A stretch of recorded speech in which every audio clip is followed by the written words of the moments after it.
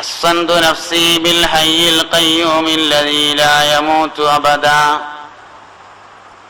ودفعت عني السوء بألف ألف لا حول ولا قوة إلا بالله ولا حول ولا قوة إلا بالله العلي العظيم رب اشرح لي صدري ويسر لي أمري واحلل عقدة من لساني يفقهوا قولي عن تسعين صفات وفاة المصطفى خيرنا فاخترنا النبي المقتفى عائشة وحفصة وسودة صفية ميمونة ورملة هند وزينب كذا جويريا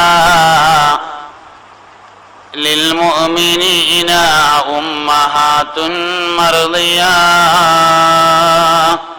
يا محمد سيدنا محمد. മോമിനീങ്ങളെ, മുത്തുനബി സല്ലല്ലാഹു അലൈഹി വസല്ലമയുടെ സഹധർമ്മിണിയായ ഖദീജ ബീവി റളിയല്ലാഹു അൻഹ ശൈത്യകാലത്ത്, തണുപ്പ് കാലത്ത് യമനിലേക്ക് പറഞ്ഞയച്ച കച്ചവട സംഘം വരാൻ ഏകദേശം അടുത്ത സമയം ഒരു സ്വപ്നം കാണുകയാണ്. നല്ല തെളിഞ്ഞു നിൽക്കുന്ന ആകാശം, പകൽ സമയം, കത്തിജ്വലിച്ചു നിൽക്കുന്ന സൂര്യൻ, സൂര്യന്റെ താപോർജം മെല്ലെ പ്രകാശോർജമായി മാറുന്നു. അതിൻ്റെ ഉഷ്ണം ഇങ്ങനെ കുറഞ്ഞ് അത് നല്ല പ്രകാശമുള്ളതായി മാറുകയാണ്. മെല്ലെ സൂര്യൻ താഴേക്ക് ഇങ്ങനെ ഇറങ്ങി വരിക ഖദീജ ബീവിന്റെ പെരേക്ക്. വീട്ടിൽ വന്ന് വീട്ടിലാകമാനം പ്രകാശം പരത്തിയതിന് ശേഷം ആ പ്രകാശം അടുത്ത വീടുകളിലേക്കൊക്കെ ഇങ്ങനെ പോവുക. അങ്ങനെ മക്ക മുഴുവൻ വ്യാപിച്ചു. മക്കയുടെ പുറത്തേക്കും പ്രകാശം വ്യാപിച്ചു. അങ്ങനെ വിശാലമായി ലോകം മുഴുവൻ പ്രകാശമിങ്ങനെ നിറഞ്ഞു നിൽക്കുമ്പോ ഖദീജ ബിയോണ്ട് ഉണർന്നു. സ്വപ്നം കഴിഞ്ഞു. സാധാരണത്തിൽ നിന്ന് വ്യത്യസ്തമായ ഒരു സ്വപ്നമാണിത് എന്ന് മനസ്സിലാക്കിയ മഹദിയായ ഖദീജ ബീവി ആ കാലഘട്ടത്തിൽ ഉണ്ടായിരുന്ന വേദപണ്ഡിതനായ വറഖത്ത് ഇബ്നു നൗഫലിന്റെ സമീപത്ത് ചെന്നു. തൻ്റെ സ്വപ്ന വിവരം അറിയിക്കുകയും ഇതിന് വല്ല താബീറുമുണ്ടോ, ഇതിന് വല്ല വ്യാഖ്യാനവുമുണ്ടോ, ഉണ്ടെങ്കിൽ ഒന്ന് പറഞ്ഞു തരണം എന്ന് പറയുകയും ചെയ്തു. വറഖത്ത് ഇബ്നു നൗഫൽ പറഞ്ഞു, ഇതിന്റെ താബീർ, ഖദീജ നീ ഒരിക്കൽ കൂടി വിവാഹിതയാകും എന്നാണ്. ഞാനിനി വിവാഹിതയാകെ. നേരത്തെ 2 വിവാഹങ്ങൾ നടന്നിട്ടുണ്ട്. 2ലും കുട്ടികളുണ്ട്, 5 കുട്ടികളുണ്ട്. 1-ല് 3, 1-ല് 2 ഉണ്ട്. ഇനി വിവാഹം വേണ്ടാന്ന് തീരുമാനിച്ചതാ. കുട്ടികളെ നോക്കിയിട്ട് ഇങ്ങനെ കഴിഞ്ഞുകൂടിയാൽ മതി എന്ന് വെച്ചതായിരുന്നു. ബിസിനസ്സും കാര്യമാണെങ്കിൽ അതും നോക്കാണ്ട് അതും നോക്കുക, 5 കുട്ടികളെയും നോക്കുക, അങ്ങനെ കഴിഞ്ഞുകൂടുക. ഇനി കല്യാണമൊന്നും വേണ്ട. മാത്രമല്ല, നേരത്തെയുള്ള ഓരോ വിവാഹങ്ങളും വളരെ സന്തോഷകരമായിരുന്നു. രണ്ടാമത്തെ ഭർത്താവിനെ മറക്കാൻ തന്നെ പറ്റില്ല, എന്നാലല്ലേ വേറൊരു കല്യാണത്തെ പറ്റി ആലോചിക്കാൻ പറ്റുള്ളൂ. അതുകൊണ്ട് മറ്റൊരു വിവാഹത്തെ കുറിച്ചുള്ള ആലോചനയൊന്നുമില്ലാതെ 40 വയസ്സായി. ഇനിയിപ്പോ ഞാൻ ഈ വയസ്സാം കാലത്ത് ഇനിയും കല്യാണം കഴിക്കുന്ന പറയണതെന്ന് ചോദിച്ചു. കല്യാണം കഴിക്കുന്നു മാത്രമല്ല, അതൊരു പ്രവാചകനുമായിരിക്കുമെന്നാണ് ഈ സ്വപ്നം എന്ന് വറഖത്ത് ഇബ്നു നൗഫൽ പറഞ്ഞു. എന്തേലും ആവട്ടെ എന്ന് തീരുമാനിച്ച് അവിടുന്ന് പോന്നു. യമനിലേക്ക് ശൈത്യകാലത്ത് പോയ കച്ചവട സംഘം കച്ചവടം കഴിഞ്ഞ് മടങ്ങി വന്നു. എല്ലാരെയും വീട്ടിലേക്ക് യാത്ര അയച്ചു, എല്ലാവർക്കും നല്ല സമ്മാനങ്ങളൊക്കെ കൊടുത്തു, പിരിച്ചുവിട്ടു. ഇനി അടുത്ത് വേനൽക്കാലത്ത് കച്ചവടത്തിന് പോകാനുള്ള ഒരുക്കങ്ങളാണ്. അതാരംഭിച്ചു കഴിഞ്ഞു. വിശ്വസ്തന്മാരെ കിട്ടാനില്ല. കച്ചവടത്തിന് പറഞ്ഞേക്കാൻ, നേതൃസ്ഥാനത്ത് നിർത്താൻ വിശ്വസ്തന്മാരാരും കിട്ടാനില്ല. അതുകൊണ്ട് നേതൃസ്ഥാനൊക്കെ മാറ്റിയാൽ തിരക്കിടില്ല എന്നൊരാഗ്രഹമുണ്ട്. നല്ലൊരു വിശ്വസ്തനെ കിട്ടുകയാണെങ്കിൽ അടിമകൾ കുറേ ഉണ്ട്. പക്ഷെ അടിമകൾ കച്ചവടമായിട്ട് നടന്നാൽ ആരും സാധനം വാങ്ങൂല, ഓരോ സഹായത്തിനേ പറ്റുള്ളൂ. പ്രധാന കച്ചവടക്കാരായിട്ട് അടിമകളെ പറ്റൂല. അതുകൊണ്ട് സ്വതന്ത്രന്മാരെ തന്നെ കിട്ടണം. ആരെങ്കിലും കിട്ടുമെന്ന് ഇങ്ങനെ അന്വേഷിച്ചുകൊണ്ടിരിക്കുമ്പോ അബൂ താലിബ് ഈ വിവരം അറിഞ്ഞു. ഖദീജ ബീവി കച്ചവടത്തിന് ആളെ പറഞ്ഞയച്ചു കൊടുക്കാൻ വേണ്ടിയിട്ട് റിക്രൂട്ട്മെന്റ് നടക്കുന്നുണ്ട്, ഇന്റർവ്യൂ ഉണ്ട്. അതുകൊണ്ട് ആരെപ്പോ പറഞ്ഞേക്കാം? അബൂ താലിബാണെങ്കിൽ അയ്യാല് അധികരിച്ച ആളും മാല് കുറഞ്ഞ ആളുമാണ്, മുതല് കുറഞ്ഞ ആളും മക്കളും കുട്ടികളും പെരുത്തുള്ള ആളാണ്. അതുകൊണ്ട് ജീവിതം ഇങ്ങനെ കഷ്ടിച്ച് എത്തിപ്പോകുന്നേ ഉള്ളൂ. മെല്ലെ ഖദീജാബിന്റെ അടുത്ത് എന്നിട്ട് ചോദിച്ചു, അബ്ദുള്ളാന്റെ മകണ്ട് മുഹമ്മദ് സല്ലല്ലാഹു അലൈഹി വസല്ലം, നിങ്ങളിവിടെ കച്ചവടത്തിന് പറഞ്ഞേക്കാൻ ആളെ സെലക്ട് ചെയ്യണ്ടെന്ന് അറിയാൻ പറ്റി. അബ്ദുള്ളാന്റെ മകൻ മുഹമ്മദിനെ സല്ലല്ലാഹു അലൈഹി വസല്ലം കൂടെ കൊണ്ടുപോകാൻ പറ്റുമോ എന്ന് ചോദിച്ചു. 100% പറ്റുമല്ലോ. ലോകത്ത് അൽ അമീൻ എന്ന പേരിൽ പ്രശസ്തനായ ഒരാളെ കച്ചവടത്തിന്റെ നേതൃസ്ഥാനത്ത് നിർത്താൻ കിട്ടിയാലേ അതിലേറെ വലിയൊരു നിഅമത്ത് പിന്നെ എന്താ ഉള്ളത്? ആയിക്കോട്ടെ പറഞ്ഞു. വീട്ടിൽ ചെന്നിട്ട് മോനോട് വിവരം പറഞ്ഞു, മോനെ മുഹമ്മദേ, എടാ ഖദീജ കുട്ടികളെ കച്ചവടത്തിന് പറഞ്ഞേക്കാൻ വേണ്ടിയിട്ടുള്ള റിക്രൂട്ട്മെന്റ് റാലി ഉണ്ട് എന്നാ കേട്ടത്. ഞാൻ സംസാരിച്ചിരുന്നു, ഓക്കെ പറഞ്ഞിട്ടുണ്ട്. മോനൊന്ന് പോയൊക്കെ സെലക്ഷൻ കിട്ടുകയാണെങ്കിൽ നമുക്ക് ഒജീനം കഴിക്കാനുള്ള വകയാവുമല്ലോ എന്ന് പറഞ്ഞ് അബ്ദുൽ മുത്തലിബ് മുഹമ്മദ് നബി സല്ലല്ലാഹു അലൈഹി വസല്ലമയോട്. നബിതങ്ങൾ പോയി. ഖദീജ ബീവിക്ക് അല്ലാതെ ഇഷ്ടപ്പെട്ടു, സെലക്ഷൻ കിട്ടി, തെരഞ്ഞെടുക്കപ്പെട്ടു, പോകാനുള്ള ഡേറ്റ് നിശ്ചയിച്ചു, ചായയും കുടിച്ച് പിരിഞ്ഞു. നിശ്ചയിക്കപ്പെട്ട സമയത്ത് നബി സല്ലല്ലാഹു അലൈഹി വസല്ലമ തങ്ങൾ ഹാജരായി. 40 ഒട്ടകങ്ങൾ അണിനിരന്നു. 40 ഒട്ടകപ്പുറത്തും അവകൾക്ക് ചുമക്കാൻ മാത്രമുള്ള ഭാണ്ഡങ്ങൾ കെട്ടിവെച്ചു. 40 പുറത്തും സഹായികളുണ്ട്. നേതൃസ്ഥാനത്ത് നബി സല്ലല്ലാഹു അലൈഹി വസല്ലമ തങ്ങൾ വന്നു. സഹായത്തിന് മൈസറത്തും ഉണ്ട്. മൈസറത്ത് എന്ന ഖദീജ ബീവിയുടെ അടിമയും കൂടെ ഉണ്ട്. പേര് കേട്ടാ പെണ്ണാന്ന് തോന്നും, സംഗതി ആണാണ്.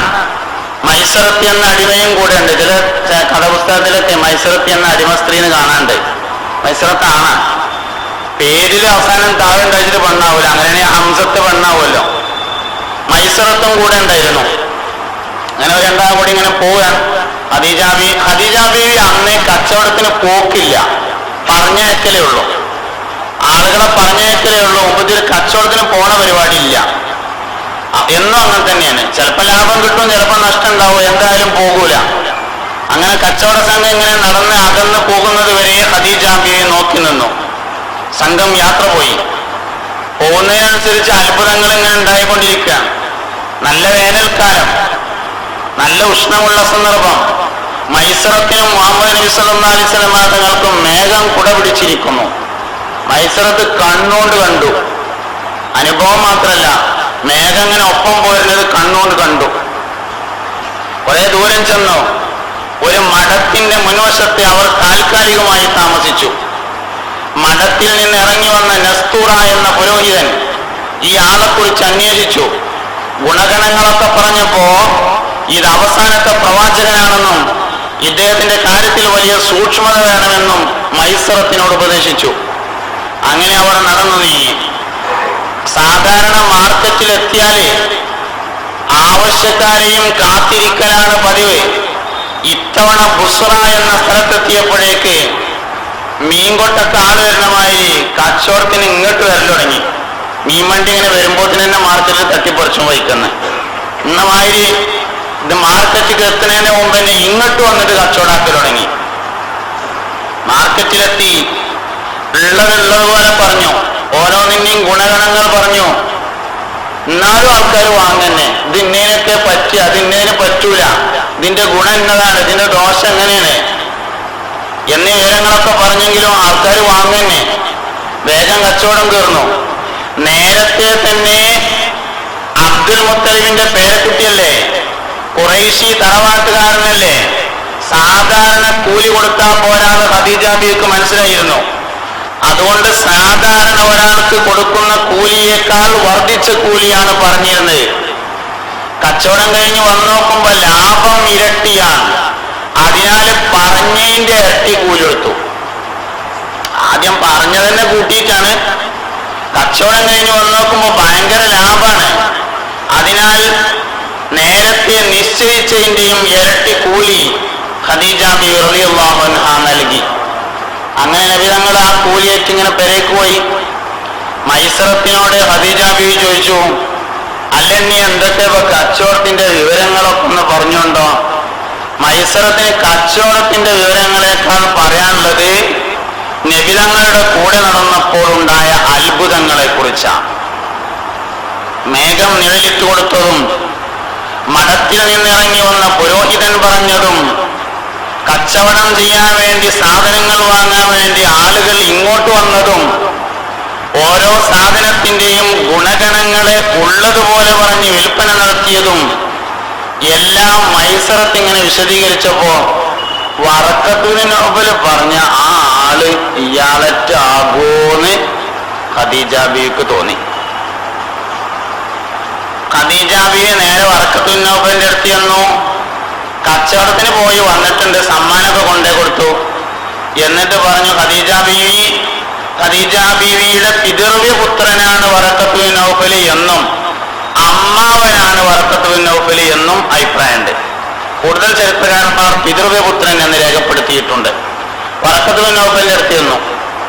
എന്നിട്ട് ഇങ്ങനെ കച്ചവടത്തിൽ ഇങ്ങനെ ഇന്ന വിവരങ്ങളൊക്കെ ഉണ്ടായിട്ടുണ്ട്, നിങ്ങൾ പറഞ്ഞ ആ നബി തെറ്റാവോ എന്ന് ചോദിച്ചു. ആവാൻ സാധ്യത ഉണ്ട് എന്ന് പറഞ്ഞു. അവിടുന്ന് പെരേക്ക് പോന്നു. ഉറക്കം വന്നില്ല എന്ന് ഞാൻ പറയേണ്ട ആവശ്യമില്ലല്ലോ, നിങ്ങൾക്ക് അറിയാലോ പിന്നെ ഉറക്കം വരൂല എന്നുള്ളത്. ഖദീജ ബീവിക്ക് പിന്നെ ഉറക്കം വന്നില്ല എന്ന് ഞാൻ പറയണ്ട, ഉറക്കം വരൂല. അങ്ങനെയാണ്. എന്താ കാട്ടുക? ഒരു കാര്യം ചെയ്യാം. നഫീസ എന്ന് പറഞ്ഞിട്ട് ഒരു അടിമ സ്ത്രീ ഉണ്ട് ഖദീജ ബീവിക്ക്, നല്ല അടുത്ത കൂട്ടുകാരിയാണ്, എല്ലാ കാര്യവും തുറന്നു പറയുന്ന അടിമ സ്ത്രീയാണ്. നഫീസാനെ വിളിച്ചിട്ട് പറഞ്ഞു, നീ ഒരു കാര്യം ചെയ്യും, ഒന്ന് മുഹമ്മദിന്റെ അടുത്ത് പോകണം സല്ലല്ലാഹു അലൈഹി വസല്ലം, ഒരു കല്യാണത്തിന് റെഡിയാണോ എന്ന് അന്വേഷിക്കണം എന്ന് പറഞ്ഞു. 25 വയസ്സായിട്ടുണ്ട്. അതുകൊണ്ട് ഒരു കല്യാണത്തിന് റെഡിയാണോ എന്ന് അന്വേഷിക്കണം എന്ന് പറഞ്ഞു. നഫീസ എന്ന സ്ത്രീ ചെന്നു. നബി തങ്ങൾ എത്തി. എന്നിട്ട് നിങ്ങൾ കച്ചവടമൊക്കെ കഴിഞ്ഞ് വന്നതല്ലേ, ഒരു കല്യാണത്തിന് റെഡി ഉണ്ടോ എന്ന് ചോദിച്ചു. നബി തങ്ങൾ പറഞ്ഞു, അതിനിപ്പോ കല്യാണത്തിന് പറ്റിയ ഒന്നും എൻ്റെ അടുത്ത് ഇല്ലല്ലോ എന്ന് പറഞ്ഞു. മഹർ കൊടുക്കാൻ ഒന്നുമില്ലല്ലോ എന്നർത്ഥം. നഫീസ മടങ്ങി വീട്ടിൽ ചെന്നു. ഖദീജ ബീവി ഇങ്ങനെ സന്തോഷപൂർവ്വം കാത്തിരിക്കാൻ എന്താ പറഞ്ഞതെന്നറിയാൻ വേണ്ടിയിട്ട്. കല്യാണത്തിനുള്ള വകയൊന്നും എൻ്റെ അടുത്ത് ഇല്ല എന്ന് പറഞ്ഞു. നിങ്ങളടുത്ത് ഉള്ളത് കൊണ്ട് മതിയാകുന്ന ഒരാളാണ് വിവാഹാലോചന നടത്തുന്നത് എങ്കിലോ എന്ന് ചോദിക്കൂ എന്ന് പറഞ്ഞു. പിന്നെയും വന്നു, നിങ്ങളടുത്ത് ഉള്ളത് കൊണ്ട് മതിയാകുന്ന ഒരാളാണ് കല്യാണാലോചന നടത്തുന്നത്, എന്നാ പറ്റുമോ എന്ന് ചോദിച്ചു. അങ്ങനെയാണെങ്കിൽ ആലോചിക്കുക, ആരാ ആളെന്ന് ചോദിച്ചു. അത് ഖദീജ ബീവിയാണ് എന്നാണ്. ഈ വിമർശകന്മാര് പറഞ്ഞേട്ടാ തോന്നും നല്ല പൈസക്കാരിയായ ഒരു 40 കാരിയെ കിട്ടാൻ തോന്നുന്നു പത്രത്തിൽ പരസ്യം കൊടുത്തതാണ്. അല്ല, വിമർശകന്മാര് പറഞ്ഞേട്ടാ അങ്ങനെയുള്ള തോന്നുക. നബി സല്ലല്ലാഹു അലൈഹി വസല്ലം തങ്ങൾ സ്ത്രീലമ്പടനാണ് എന്ന് പറയും. 25 വയസ്സ് വരെ കല്യാണം കഴിക്കാൻ കാത്തുന്നു എന്ന് പറഞ്ഞാൽ തന്നെ അക്കാലത്ത് അതൊരു അത്ഭുതമുള്ള കാര്യമാണ്. പിന്നെ ഖദീജ ബീവി റളിയല്ലാഹു അൻഹ വിവാഹാലോചന അങ്ങോട്ട് നടത്തിയതല്ല. നബി തങ്ങളോട് ഖദീജ ബീവി ഇങ്ങോട്ട് വിവാഹാലോചന നടത്തുകയാണ്. അതിന് മുമ്പ് അബൂജഹൽ അന്വേഷിച്ചിട്ടുണ്ട്, ആവൂല എന്നതാണ്. അബൂ സുഫിയാൻ അന്വേഷിച്ചിട്ടുണ്ട്, ഇപ്പൊ ഒരുക്കല്ല എന്ന് പറഞ്ഞതാണ്. ഇങ്ങനെ മക്കത്തെ പ്രധാനപ്പെട്ട ആൾക്കാരൊക്കെ അന്വേഷിച്ചിരുന്നു. ഞാനിനി ഒരു കല്യാണത്തിനില്ല, ഞാൻ കുട്ടികളെ നോക്കിയാണ്ട് ഒരു വാക്ക് ഇങ്ങനെ കഴിഞ്ഞോടിക്കോളാന്ന് പറഞ്ഞതാണ് ഖുവൈലിദിന്റെ മകളായ സയ്യിദത്തുനാ ഖദീജ റളിയല്ലാഹു അൻഹ.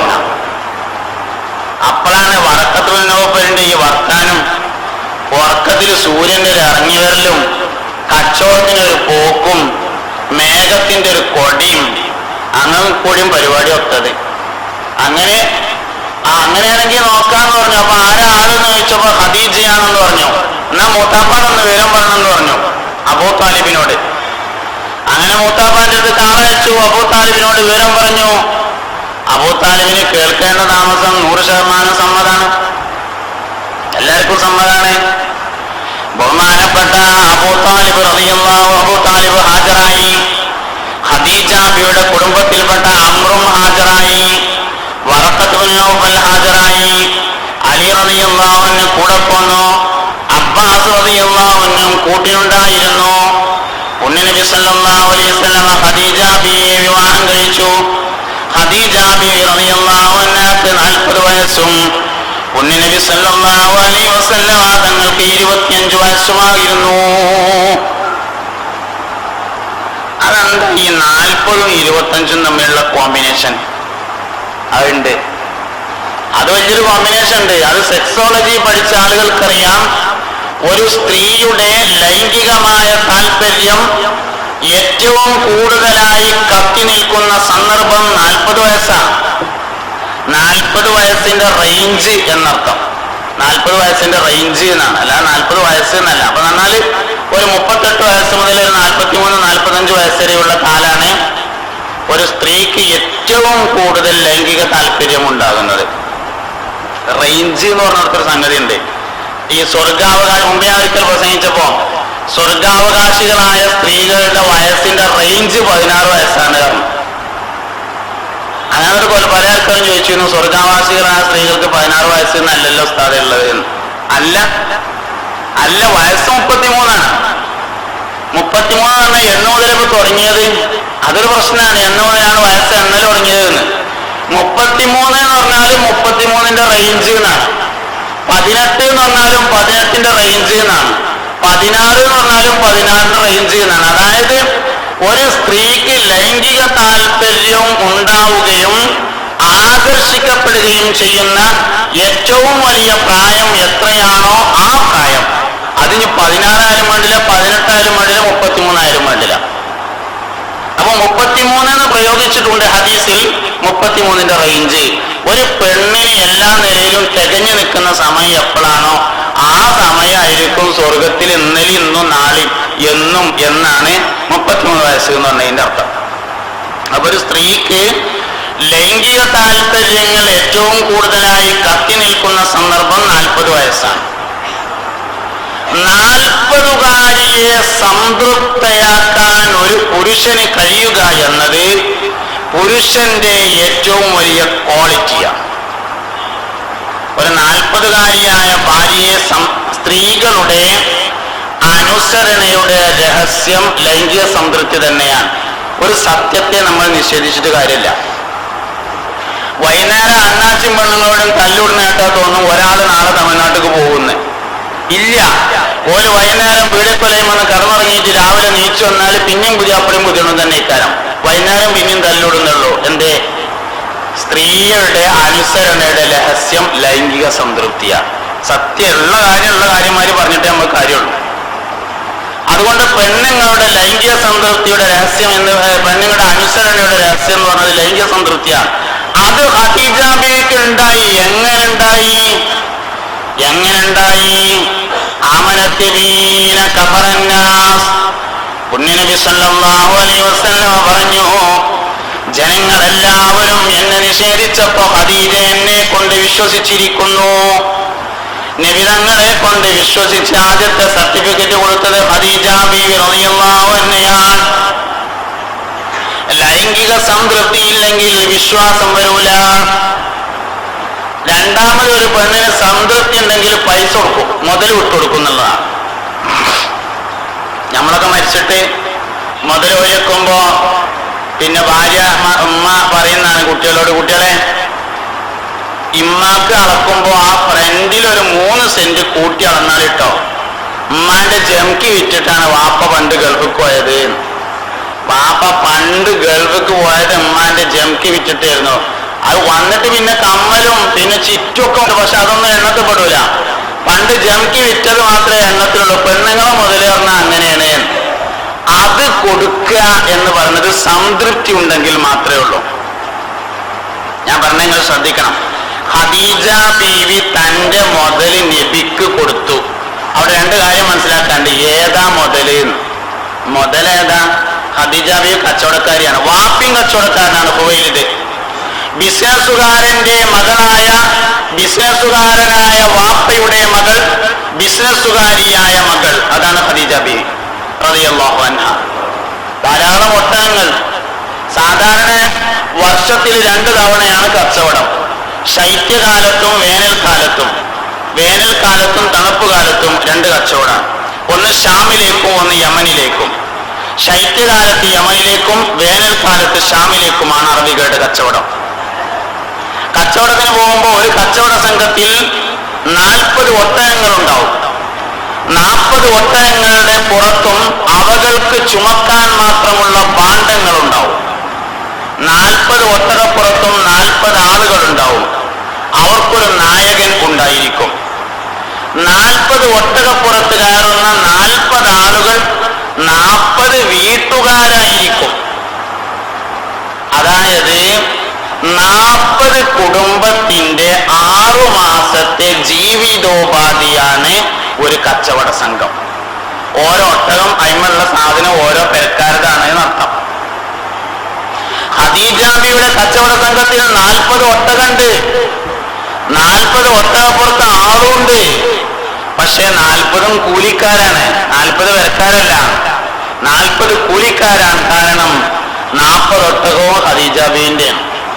അങ്ങനത്തെ ഒരു സംഘമല്ല, അങ്ങനെയുള്ള ധാരാളം സംഘങ്ങളുടെ ഉടമയാണ് സയ്യിദത്തുനാ ഖദീജ. അല്ലാഹുവിന്റെ റസൂലും ഖദീജ ബീവി റളിയല്ലാഹു അൻഹയും തമ്മിലുള്ള വിവാഹം നടന്നപ്പോ ഖുറൈശി പ്രമുഖരായ ആളുകൾ ഒരു ആക്ഷേപം ഉന്നയിച്ചു. എന്നാലിപ്പോ ഖദീജക്ക് നാട്ടിലെ പ്രമാണിമാരെത്രയോ വിവാഹാലോചന നടത്തിയിട്ട് അവസാനം വാപ്പി ഉമ്മില്ലാത്തൊരു യതീം കുട്ടി, അതും സാധുക്കുട്ടിനല്ലേ കിട്ടിയതുള്ളൂ, ഒരു പൈസക്കും ഗതിയില്ലാത്തേന്ന് ചോദിച്ചു. ഇതറിഞ്ഞ ഖദീജ ബീവി വലിയ ഒരു സദ്യ ഒരുക്കി.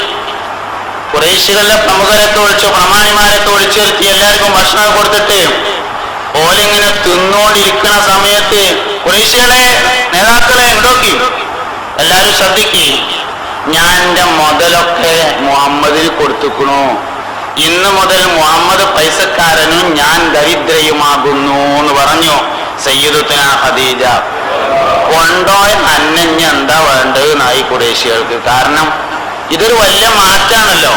ഇന്ന് മുതൽ മുഹമ്മദ് മുതലാളിയും ഞാൻ ദരിദ്രയുമാണ്. മുഴുവൻ കൊടുത്തു, ഒന്നുമില്ല, കമ്മലും ബാക്കില്ല, ഒന്നും ബാക്കില്ല, ഒക്കെ കൊടുത്തു. അങ്ങനെ ഒരു പെണ്ണ് കൊടുക്കണമെങ്കിൽ ആ പെണ്ണിന് സംതൃപ്തി ആവശ്യമാണ്. അത് കൊടുക്കാൻ മുഹമ്മദ് നബിക്ക് കഴിഞ്ഞു എന്ന് പറഞ്ഞാൽ അതിന്റെ അർത്ഥം എടാ ആണായിട്ട് ജീവിക്കാൻ ഇവിടെ യോഗ്യത ഉള്ളവനാണ് മുഹമ്മദ് എന്ന് തെളിയിച്ചു എന്ന് അതിന്റെ അർത്ഥം. പുരുഷനായിട്ട് ആൺകുട്ടിയായിട്ട് ഇവിടെ ജീവിക്കാൻ അവകാശമുള്ള ആൺകുട്ടിയാകുന്ന മുഹമ്മദ് സല്ലല്ലാഹു അലൈഹി വസല്ലം എന്ന് തെളിയിച്ചുകൊണ്ട് രംഗപ്രവേശനം ചെയ്തതാണ് ഖദീജ ബീവി റളിയല്ലാഹു അൻഹയെ വിവാഹം കഴിക്കുന്നതിലൂടെ നബി സല്ലല്ലാഹു അലൈഹി വസല്ലം തങ്ങൾ നടപ്പിൽ വരുത്തിയത്. ബഹുമാനപ്പെട്ട സയ്യിദുനാ അനസ് ബിൻ മാലിക് റളിയല്ലാഹു അൻഹുവിൽ നിന്ന് ഉദ്ധരിച്ച ഹദീസിൽ കാണാം, പുണ്യ നബി സല്ലല്ലാഹു അലൈഹി വസല്ലം തങ്ങൾ വളരെ വലിയ ലൈംഗിക ശക്തിയുള്ള ആളായിരുന്നു എന്ന് ചില വിമർശകർ അതിനെ ആക്ഷേപിക്കലുണ്ട്. എന്തിട്ട് ഈ തോണിയാസിനൊക്കെ പറയണമെന്ന്.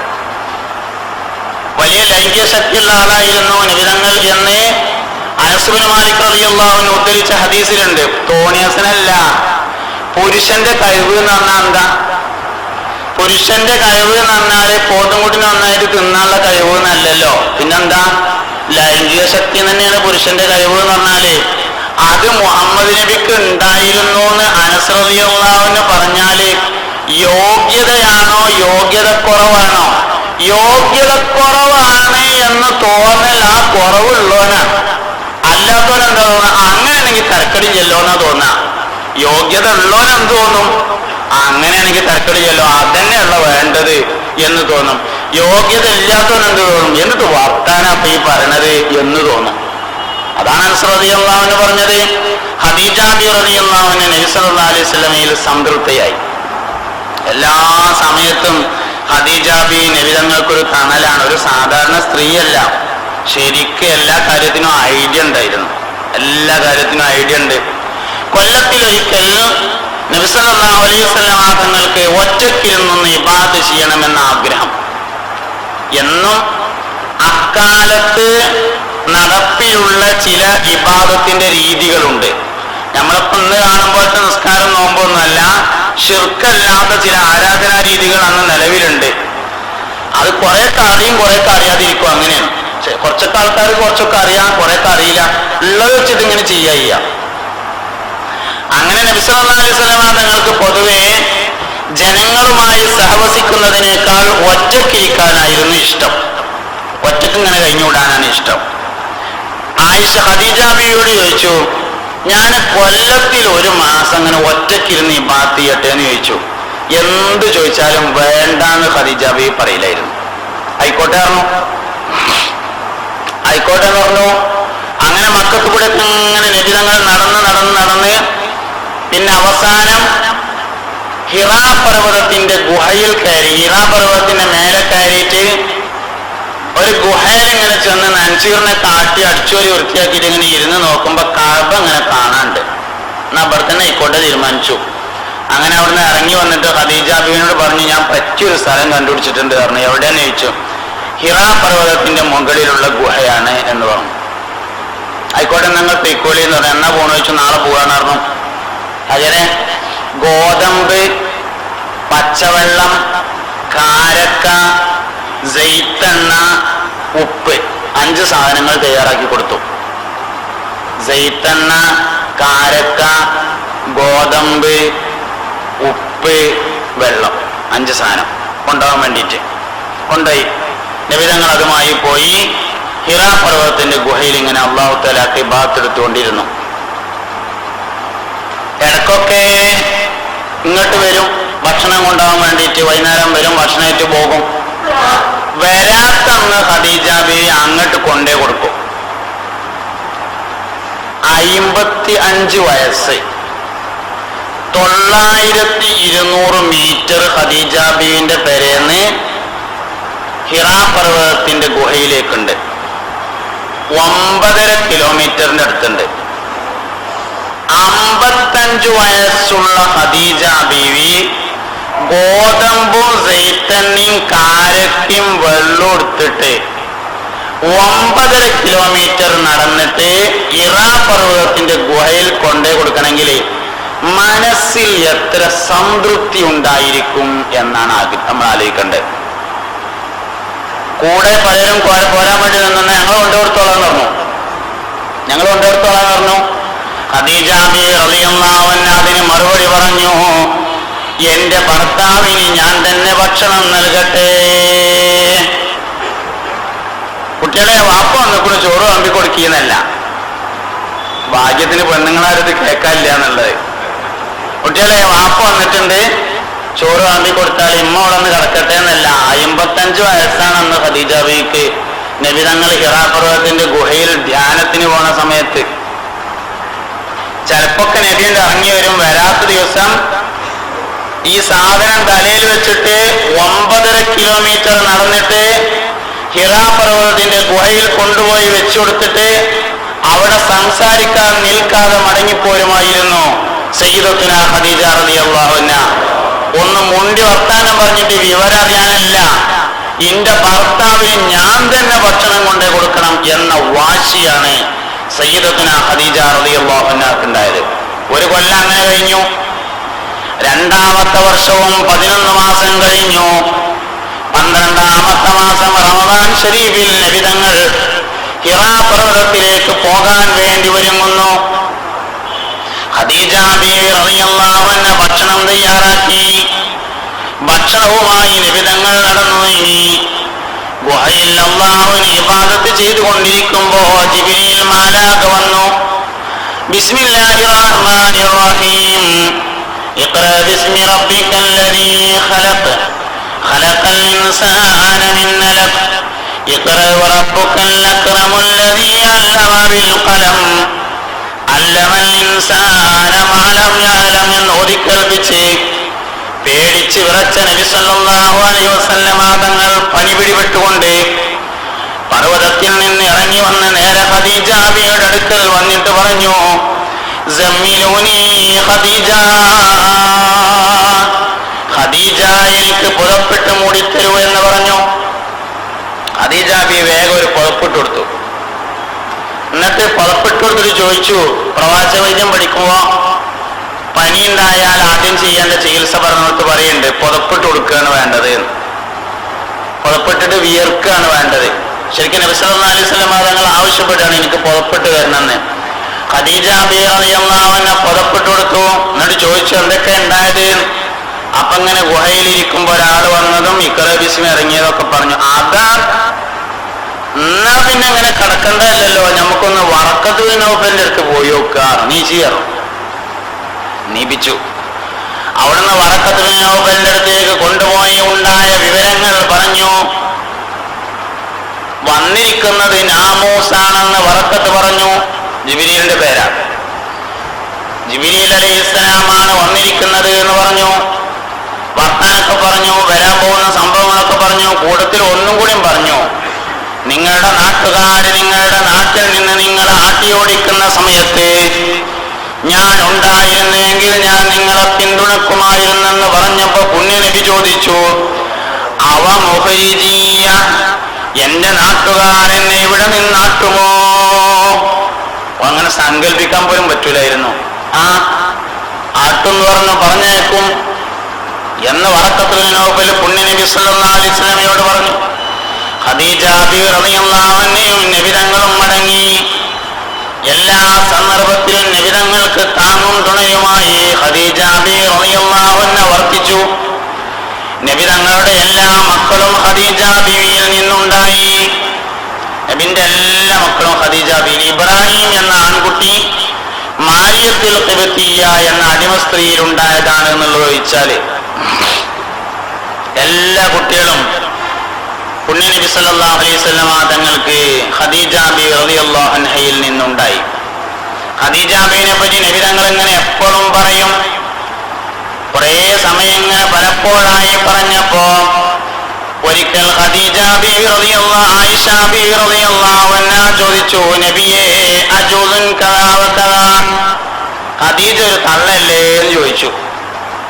വഖദ് അബ്ദലക്കല്ലാഹു ഖൈറൻ മിന്നാ, അള്ളാഹു നിങ്ങൾക്ക് അതിനേക്കാൾ ഖൈറായ ഭാര്യമാരെ തന്നിട്ടില്ലേ എന്ന് ചോദിച്ചപ്പോ നബി തങ്ങൾ പറഞ്ഞു, മാ അബ്ദലനി അല്ലാഹു ഖൈറൻ മിന്നാ, ഖദീജയേക്കാൾ ഖൈറായ ഒരു ഭാര്യയെ അള്ളാഹു എനിക്ക് പകരം തന്നിട്ടില്ല.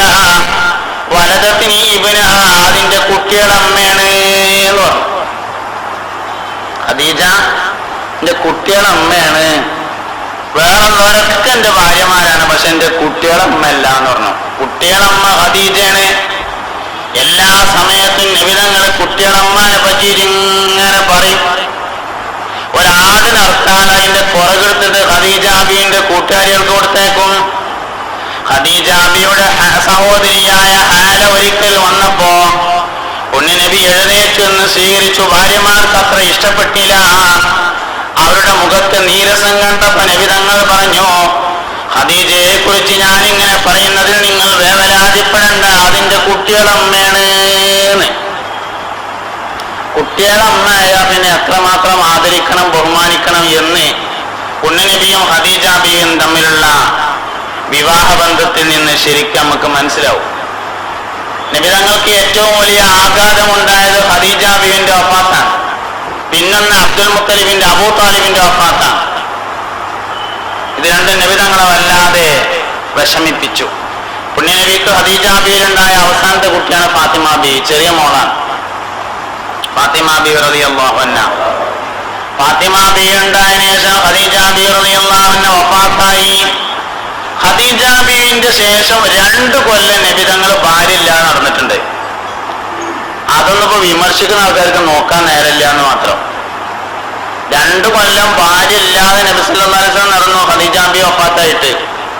പിന്നെ കുടുംബക്കാരെ കൂടി ഒപ്പം കൂടിയിട്ട് ഖൗല ബി റളിയല്ലാഹു അൻഹ ചെന്നിട്ട് ചോദിച്ചു, അല്ല അല്ല മുഹമ്മദ് ഇങ്ങനെ നടന്നാൽ മതിയോ, കുട്ടികൾക്കൊരു ഉമ്മയൊക്കെ വേണ്ടേ, ഒരു കല്യാണം കഴിക്കണ്ടേ എന്ന് ചോദിച്ചു.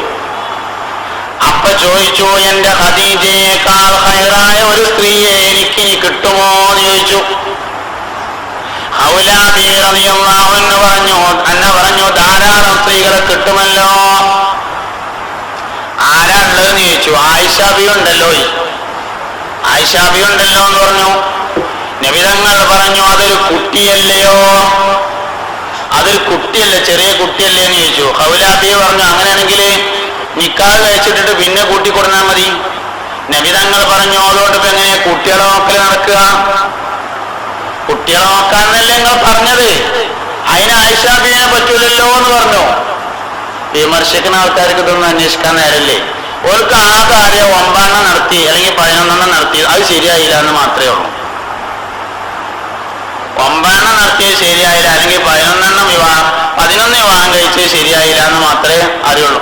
ചിലപ്പൊക്കെ ഞമ്മക്കും തോന്നുകയാണ് അതിപ്പോ ശരി തന്നെയല്ലേ,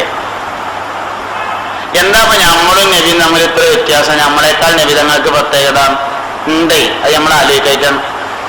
അത് ഈ പെൺകാര്യത്തിൽ ആക്ഷേപിച്ചാലേ ആൾക്കാർക്ക് ഒന്നുമില്ലെങ്കിലും തോന്നും, ഒന്നുമില്ലാതെ അങ്ങനെ പറയില്ലല്ലോ. അയിമ പിടിച്ചതാണ് ജൂതന്മാര്. വാസ്തവത്തിൽ നബിതങ്ങൾക്ക് വേറെ ഒരുപാട് പ്രത്യേകത ഉണ്ട്. അപ്പൊ നമ്മക്ക് 2 നോലുമ്പോ ഒരുമിച്ച് നിൽക്കാൻ പറ്റൂലല്ലോ. ഇന്ന് രാവിലെ നോമ്പ് തുടങ്ങി മഗ്‌രിബിക്ക് നോമ്പ് തുറന്നിട്ടേ അടുത്ത നോമ്പ് നിൽക്കാൻ പറ്റുള്ളൂ, മറ്റേത് പറ്റൂല. 2 നോമ്പ് ഒരുമിച്ച് നിൽക്കാൻ പറ്റൂല. നബി സല്ലല്ലാഹു അലൈഹി വസല്ലം തങ്ങൾ 2ഉം 3ഉം നോമ്പ് ഒരുമിച്ച് നിൽക്കാറുണ്ടായിരുന്നു. നബി തങ്ങൾക്ക് അത് ജായിസായിരുന്നു. എന്താ നമ്മളാരും അത് ചോദിക്കാറ്റ്, എന്താ അങ്ങനെ തിന്നണോർക്ക് മാത്രം മുഹമ്മദിന് തിന്നാൻ പറ്റൂല, ഞമ്മക്ക് തിന്നാൻ പറ്റും, നമ്മൾ തിന്നേ മതിയാവും, അങ്ങനെയാണോ? 2 നോലുമ്പോ ഒരുമിച്ച് നിൽക്കാൻ പറ്റൂല എന്ന് പറഞ്ഞാൽ എന്താ അതിന്റെ അർത്ഥം?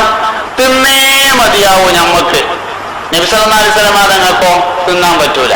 എന്താ അപ്പൊ അതിൽ അങ്ങനെയാണ് നമ്മളാരും ചോദിക്കണില്ല. എന്തേ? അതിപ്പോ തീറ്റക്കാരെ നമ്മളാരും സലാമത്തായ പിന്നെ എന്താ മറ്റേത്ര ആലോചിക്കേണ്ട കാര്യം? തിന്നാതിരിക്കുക എന്താ ആയിക്കോട്ടെ. ഞമ്മക്കെല്ലാവർക്കും ഫഖീർ, മിസ്കീൻ, മുഅല്ലത്തുൽ ഖുലൂബ് തുടങ്ങി 8 വിഭാഗത്തിൽപ്പെട്ട എല്ലാവർക്കും സക്കാത്ത് വാങ്ങാം. നബി തങ്ങൾക്ക് സക്കാത്ത് വാങ്ങാൻ പാടില്ല. പുണ്യ നബി സല്ലല്ലാഹു അലൈഹി വസല്ലം തങ്ങൾക്ക് സക്കാത്ത് വാങ്ങാൻ പാടില്ല. നമ്മളാരും അത് ആലോചിക്കണില്ല. എന്താ അത് പൈസ മുഹമ്മദിന് കഴിച്ചു എന്ന് നമ്മളാരും ചോദിക്കണില്ല. കാരണം എന്തേ? അത് പെങ്കേസ് അല്ലാത്തതുകൊണ്ട് നമുക്ക് താല്പര്യമില്ല. പെങ്കേസ് പറയുമ്പോൾ നമുക്ക് പ്രത്യേക താല്പര്യം വരികയാണ്. അതാണ് സംഗതി. ഫർദ് നിസ്കാരം നിർബന്ധമാകുന്നതിന് മുമ്പ് മുഹമ്മദ് നബി തങ്ങൾക്ക് തഹജ്ജുദ് നിസ്കാരം നിർബന്ധമാണ്. ഞമ്മക്ക് തഹജ്ജുദ് സുന്നത്താണ്. വേണമെങ്കിൽ നിസ്കരിച്ചാൽ അല്ലെങ്കിൽ ഒഴിവാക്കാൻ, നിസ്കരിച്ചാൽ കൂലി കിട്ടും, നിസ്കരിച്ചില്ലെങ്കിൽ കുത്തില്ല. അങ്ങനെയാണ്. നബി സല്ലല്ലാഹു അലൈഹി വസല്ലം തങ്ങൾക്ക് നിസ്കരിക്കാതിരിക്കാൻ പറ്റൂല. തഹജ്ജുദ് നിസ്കാരം നിർബന്ധമാണ്. ഫർദ് നിസ്കാരം നിർബന്ധമാകുന്നതിന്റെ മുമ്പ് യാ അയ്യുഹൽ മുസമ്മിൽ ഇറങ്ങിയിട്ടുണ്ട്. യാ അയ്യുഹൽ മുസമ്മിൽ ഖുമിൽ ലൈല ഇല്ലാ ഖലീല നിസ്ഫഹു ഔ ഇൻഖുസ് മിൻഹു ഔ സിദ് അലൈഹി വറത്തിലിൽ ഖുർആന തർതീല ഇന്നാ സനുൽഖി അലൈക ഖൗലൻ സഖീല ഇന്ന നാശിഅത്തൽ ലൈലി അശദ്ദു വഖഅൻ വഅഖ്വമു ഖീല. തഹജ്ജുദ് നിസ്കാരം നിർബന്ധമാണെന്ന് നബിയോട് പറയണ ആയത്തില്. അന്ന് ഫർദ് നിസ്കാരം നിർബന്ധമല്ല. ഫർദ് നിസ്കാരം നിർബന്ധമാകുന്നത് മിഅ്റാജിന്റെ രാത്രിയിലാണ്. അതിന്റെ ഒപ്പം ഇറങ്ങിയ ആയത്താ. എന്താ നമ്മളാരും ചോദിക്കാത്ത, എന്താ മുഹമ്മദിന് ഇത്ര വലിയ പ്രത്യേകത? രാത്രി നീച്ച് നിസ്കരിക്കൽ നിർബന്ധമാണ്. ഞമ്മക്ക് സുഖമായിട്ട് കടന്നുറങ്ങിയിട്ട് ബാങ്ക് കൊടുത്തിട്ട് നീച്ചാൽ മതി. ആരും ചോദിക്കണില്ല. അങ്ങനെ ഒരുപാട് പ്രത്യേകതകൾ പുണ്യനബിക്കുണ്ട് സല്ലല്ലാഹു അലൈഹി വസല്ലം.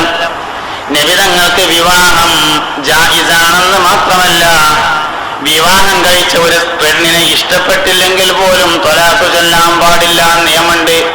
ഞാൻ ഇതിലേക്ക് വരുന്നുണ്ട്. അപ്പൊ നബി തങ്ങൾക്ക് ഈ വിഷയത്തിൽ മാത്രമൊന്നല്ല പ്രത്യേകത ഉള്ളത്, ഒരുപാട് വിഷയത്തിൽ പ്രത്യേകതയുണ്ട്.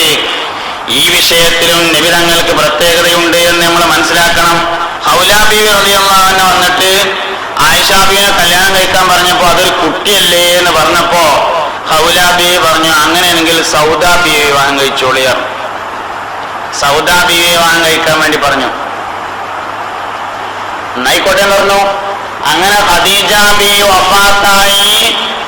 2 വർഷം കഴിഞ്ഞിട്ട് പുണ്യനബി സല്ലല്ലാഹു അലൈഹി വസല്ലമ തങ്ങൾ സൗദാ ബീവിയെ വിവാഹം കഴിക്കുകയാണ്. 80 വയസ്സാണ് സൗദാ ബീവിക്ക് കല്യാണം കഴിക്കുമ്പോൾ. മറ്റൊരു അഭിപ്രായത്തിൽ 50 വയസ്സ്, രണ്ടും കൂട്ടാം. 80 വയസ്സുള്ള ഒരു പെണ്ണിനെ നബി തങ്ങൾ വിവാഹം കഴിക്കുന്നത് വിമർശകൻ ഉദ്ദേശിച്ച കാര്യത്തിനല്ല എന്ന് ഉറപ്പല്ലേ? നബി തങ്ങളുടെ 2ാമത്തെ വിവാഹം സൗദാ ബീവിയാണ്. സൗദാ ബീവിയെ വിവാഹം കഴിക്കുമ്പോൾ 80 വയസ്സാണ്.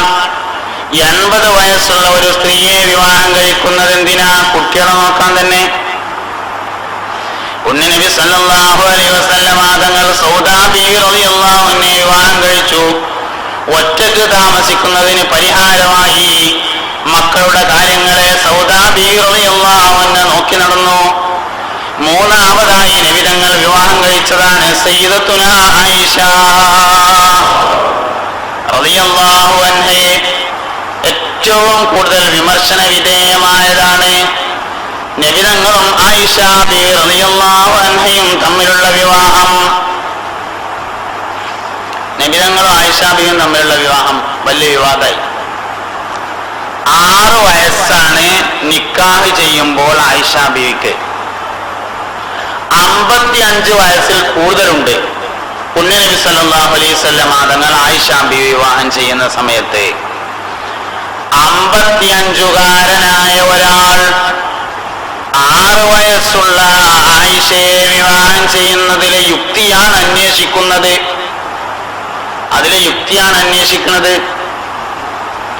അതിലൊരുപാട് യുക്തിയുണ്ട്. എന്താപ്പോ 55 വയസ്സ് റസൂലുള്ളാഹി സ്വല്ലല്ലാഹു അലൈഹി വസല്ലമ തങ്ങളിൽ നിങ്ങൾക്ക് ഉത്തമമായ മാതൃക ഉണ്ട് എന്നല്ലേ? അപ്പൊ 55 വയസ്സുള്ള നബി 6 വയസ്സുള്ള ആയിഷയെ വിവാഹം കഴിച്ചതിൽ എന്ത് മാതൃകയുള്ളത് എന്നാ ചോദ്യം.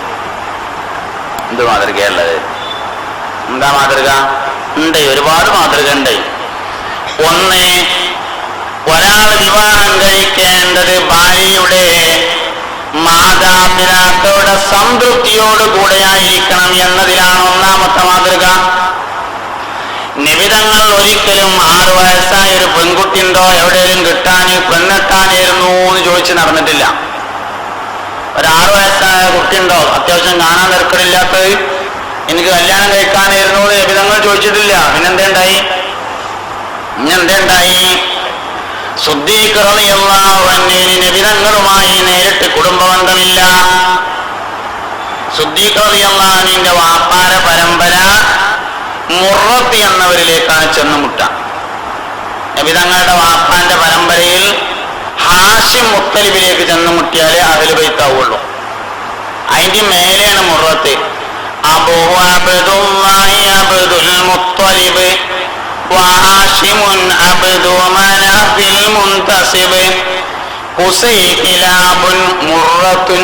അവിടേക്കാണ് സിദ്ദീഖ് റളിയല്ലാഹുവിന്റെ കുടുംബ പരമ്പര ചെന്നുമുട്ട. അതുകൊണ്ട് നബി തങ്ങളുടെ അഹ്ലു ബൈത്തിലല്ല സിദ്ദീഖുൽ അക്ബർ റളിയല്ലാഹു അൻഹു ഉള്ളത്. നബി തങ്ങളോട് കുടുംബബന്ധം സ്ഥാപിക്കാൻ സിദ്ദീഖിന്റെ മുമ്പിൽ ഒരു വഴിയേ ഉള്ളൂ, മകളെ കല്യാണം കഴിച്ചു കൊടുക്കുക, വേറൊന്നുമില്ല. എന്ത് ചെയ്യണമെന്നറിയാതെ സിദ്ദീഖുൽ അക്ബർ റളിയല്ലാഹു അൻഹു വിഷമിച്ചു. എങ്ങനെ ഇപ്പൊ ചോദിക്കുക, എങ്ങനെ പറയാ, എവിടുന്നാ തുടങ്ങാ, ഒരു ഐഡിയ ഇല്ല. ആയിഷ ബീവിക്കാണെങ്കിൽ കല്യാണാലോചന വന്നുകൊണ്ടിരിക്കുന്നുണ്ട്. 2 കല്യാണാലോചന വന്നു. സിദ്ദീഖ് റളിയല്ലാഹു അൻഹു 2ഉം പെൻഡിങ്ങിൽ വെച്ചു. ഒരു കല്യാണം വന്ന് ഏകദേശം ഇങ്ങനെ അന്വേഷിച്ച് ഉറപ്പിച്ച മട്ടായി. സിദ്ദീഖ് റളിയല്ലാഹു അൻഹു കാണാൻ ചെന്ന് നോക്കുമ്പോ ഓനും ഓന്റെ വാപ്പിയും കള്ളുടിയനാണ്. ഓൻ മാത്രല്ല വാപ്പിയും കള്ളുടിയനാണ്. എന്താ പഠിച്ചോനെ ഞാൻ കാട്ടുക എന്നാലോചിച്ച് അവിടുന്ന് മടങ്ങി. അപ്പോഴൊക്കെ അങ്ങനെ മനസ്സിലുണ്ട് നബി തങ്ങൾ കല്യാണം കഴിച്ചാൽ നന്നായിരുന്നു. ഒരിക്കൽ പുണ്യനബി സല്ലല്ലാഹു അലൈഹി വസല്ലമ തങ്ങളുടെ അടുത്തേക്ക് ആയിഷ ബീവി റളിയല്ലാഹു അൻഹയെ വിളിച്ചുകൊണ്ട് ഒരു പളങ്കുപാത്രം നൽകിയിട്ട് അതിൽ 3 ചുവന്ന റോസാപ്പൂകൾ വെച്ചുകൊണ്ട് ആയിഷ ബീവിയുടെ കയ്യിൽ കൊടുത്തിട്ട് പറഞ്ഞയച്ചു, മോളെ ഇതുമായി മുഹമ്മദ് നബിയുടെ അടുക്കൽ ചെല്ലണം, അല്ലാഹുവിന്റെ റസൂലിനെ ഇഷ്ടപ്പെട്ടിട്ടുണ്ടെങ്കിൽ എടുക്കാൻ വേണ്ടി പറയണം. പളുങ്കുപാത്രത്തിലെ റോസാപ്പൂവുമായി ആയിഷ ബീവി ചെന്നു. നബി തങ്ങളോട് ഇഷ്ടപ്പെട്ടെങ്കിൽ എടുക്കാൻ പറഞ്ഞിട്ടുണ്ടെന്ന് പറഞ്ഞപ്പോ ആയിഷ ബീവിക്ക് മനസ്സിലായിട്ടില്ലെങ്കിലും സിദ്ദീഖുൽ അക്ബർ എന്താണ് ഉദ്ദേശിച്ചത് എന്ന് നബി തങ്ങൾക്ക് മനസ്സിലായി.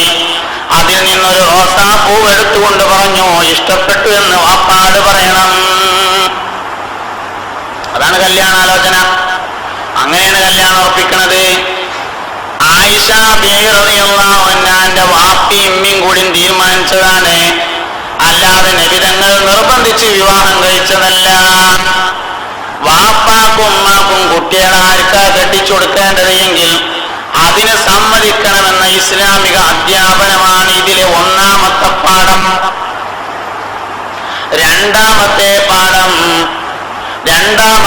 പാഠം ആരെ കല്യാണം കഴിച്ചാലും ഭാര്യയ്ക്ക് സംതൃപ്തി നൽകാൻ സാധിക്കുക എന്നതാണ് ഭർത്താവിന്റെ വിജയം എന്നതാണ് രണ്ടാമത്തെ പാഠം. എന്തായാലും മാതൃക എന്നാണ് ചോദ്യം. രണ്ടാമത്തെ മാതൃക കല്യാണം കഴിച്ചത് ആരെയാണെങ്കിലും, കുട്ടിനെയാണെങ്കിലും തള്ളനാണെങ്കിലും ആരെയാണെങ്കിലും ഭാര്യയെ സംതൃപ്തയാക്കാൻ കഴിയുക അത് ഭർത്താവിന്റെ ക്വാളിറ്റിയാണ് എന്നുള്ളതാണ് രണ്ടാമത്തെ പാഠം. ആയിഷ ബീവി റളിയല്ലാഹു അൻഹ ഒരിക്കലും നബി തങ്ങളോടൊപ്പം കഴിഞ്ഞുകൂടിയിട്ട് ഞാൻ ഇടങ്ങാറായി എന്ന് തോന്നിയിട്ടില്ല, ഞാൻ പെട്ടുപോയതാണെന്ന് തോന്നിയിട്ടില്ല.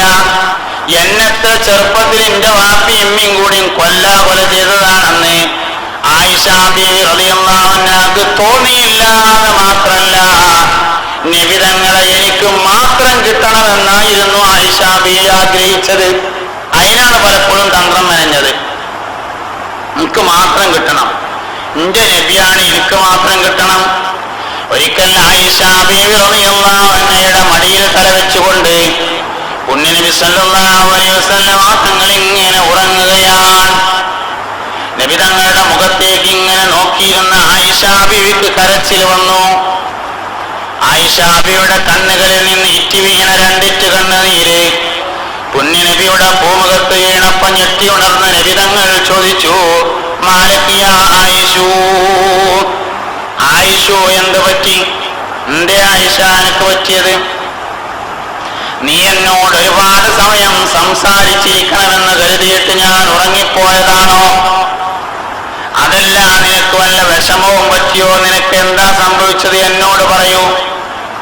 നബിയെ, എനിക്കൊരു വിഷമവും പറ്റിയതല്ല. നിങ്ങൾ എന്റെ മടിയിൽ ഇങ്ങനെ തലവെച്ച് കിടന്നപ്പോ ഞാൻ ആലോചിച്ചു പോയി, നബിയെ, ദുനിയാവിൽ വെച്ച് എന്റെ മടിയിൽ തലവെച്ചുറങ്ങാൻ എനിക്ക് നിങ്ങളെ കിട്ടുന്നുണ്ട്. നാളെ മഹ്ശറയിൽ എന്റെ മടിയിലൊന്ന് തലവെച്ച് കിടക്കാൻ നിങ്ങളെ കിട്ടുമോ എന്നാലോചിച്ചപ്പോ എനിക്ക് കരച്ചിൽ വന്നതാണ് നബിയേ. കുടുങ്ങിയെന്ന് മാത്രമല്ല, ദുന്യാവെന്ന് മാത്രമല്ല, ആഖിറത്തുനിന്ന് എനിക്ക് നിങ്ങളെ കിട്ടണമെന്ന് ആയിഷ ബീവി ആഗ്രഹിച്ചു എന്നത് സംതൃപ്തിയാണോ അല്ലയോ?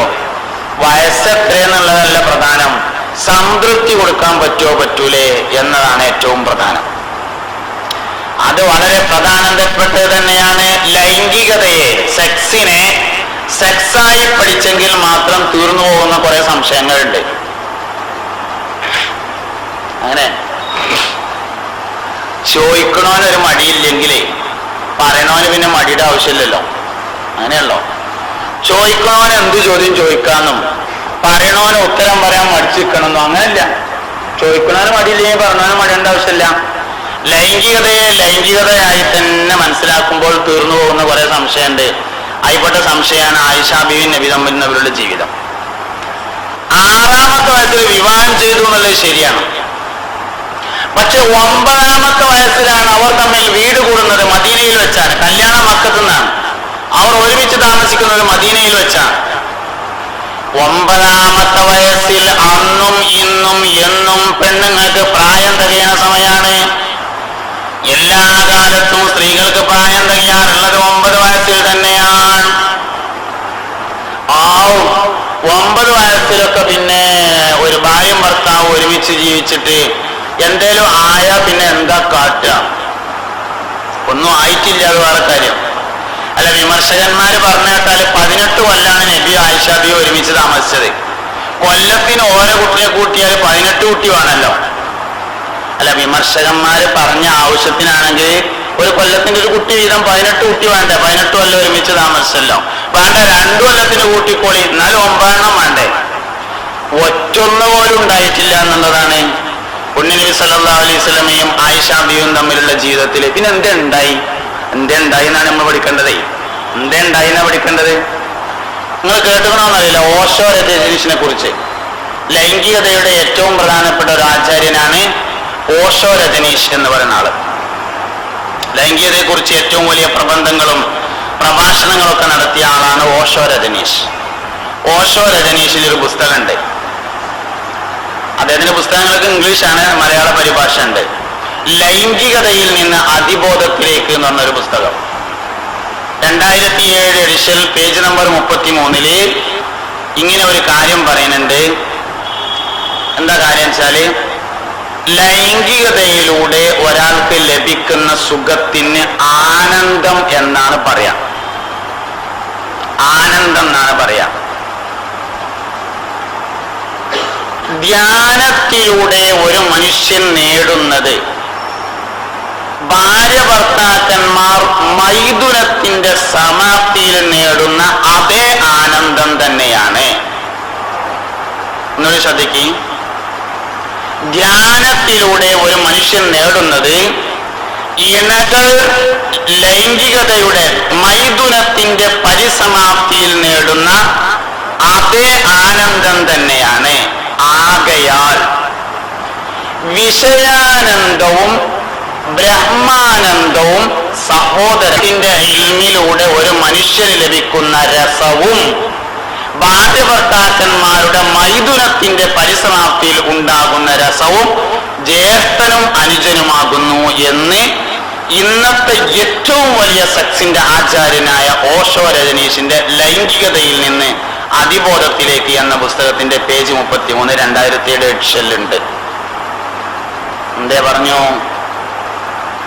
2210 ഹദീസുകളാണ് പുണ്യനബി സല്ലല്ലാഹു അലൈഹി വസല്ലമ തങ്ങളിൽ നിന്ന് ആയിഷ ബി ഉദ്ധരിച്ചത്. ആയിഷ ബി റളിയല്ലാഹു അൻഹ നബി തങ്ങളിൽ നിന്ന് റിപ്പോർട്ട് ചെയ്തത് 2210 ഹദീസുകളാണ്. അതിലധികവും പഠിക്കാൻ പ്രയാസമുള്ള ആത്മാവിനെ കുറിച്ചും റൂഹിനെ കുറിച്ചും പരലോകത്തെ കുറിച്ചുമുള്ള വിവരങ്ങളായിരുന്നു. വിജ്ഞാനത്തിൽ ഒരു രസമില്ല എന്ന് വന്നാൽ ആയിഷ ബീവി നബിതങ്ങളുണ്ടായത് ബാലപീഡനാണ് എന്ന് വരും. നബിതങ്ങളിൽ നിന്ന് ആയിഷ ബീവി അനുഭവിക്കേണ്ടതെന്തോ അതനുഭവിച്ചിട്ടുണ്ട്. ആനന്ദമാണ് ഒരു ഭർത്താവിൽ നിന്ന് ഒരു സ്ത്രീ അനുഭവിക്കേണ്ടതെങ്കിൽ ആയിഷ ബീവി റളിയല്ലാഹു അൻഹ നബിതങ്ങളിൽ നിന്ന് വേണ്ടുവോളം ആനന്ദം അനുഭവിച്ചിട്ടുണ്ട്.